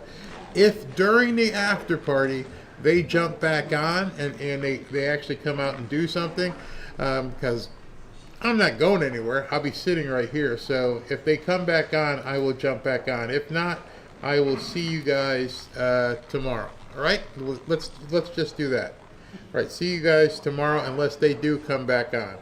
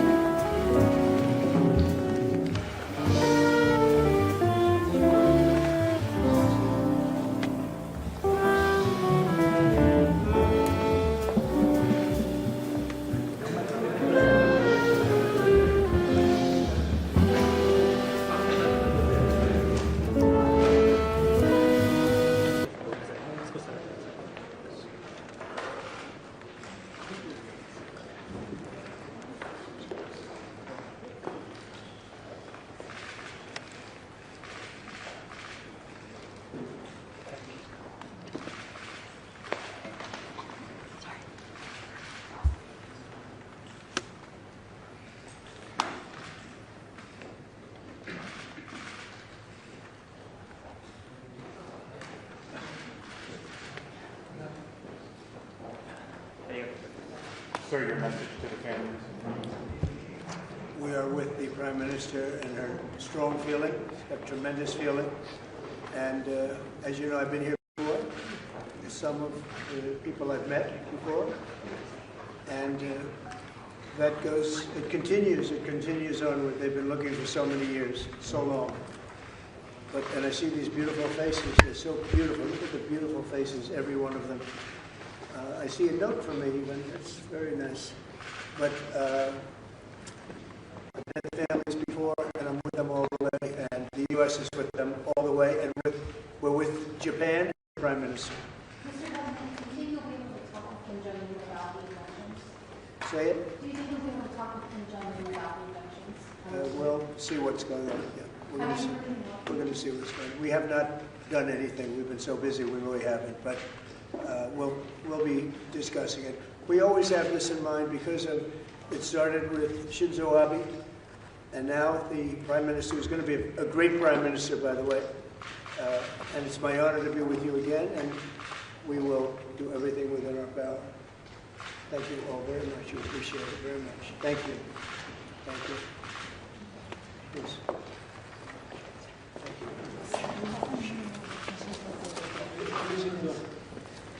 Oh, yeah.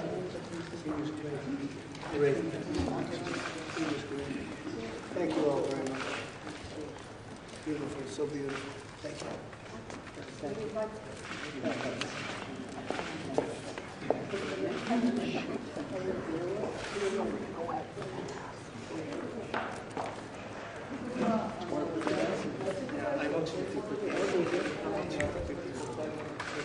Parliamentarian taking the dispatch. Let's do it. To this case. Yeah, we're going to do that. Let's put that on. Thank you very much. Thank you, indeed. This is a record. Who wrote it? That's very nice. I remember all of these beautiful faces. Thank you very much, everyone. Thank you. Continue to work with your Prime Minister. Thank you very much. Thank you, everybody, very much.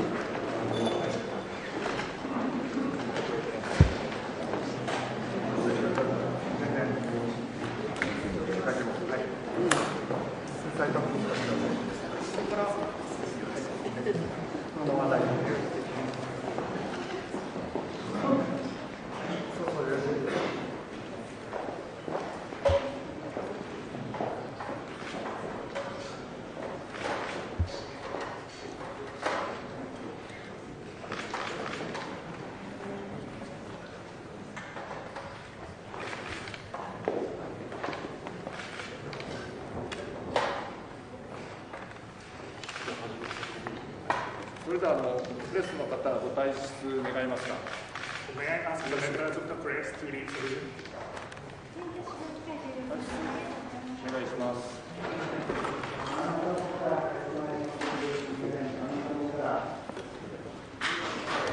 りがとうございました。すみません、よろしいですか。すみません。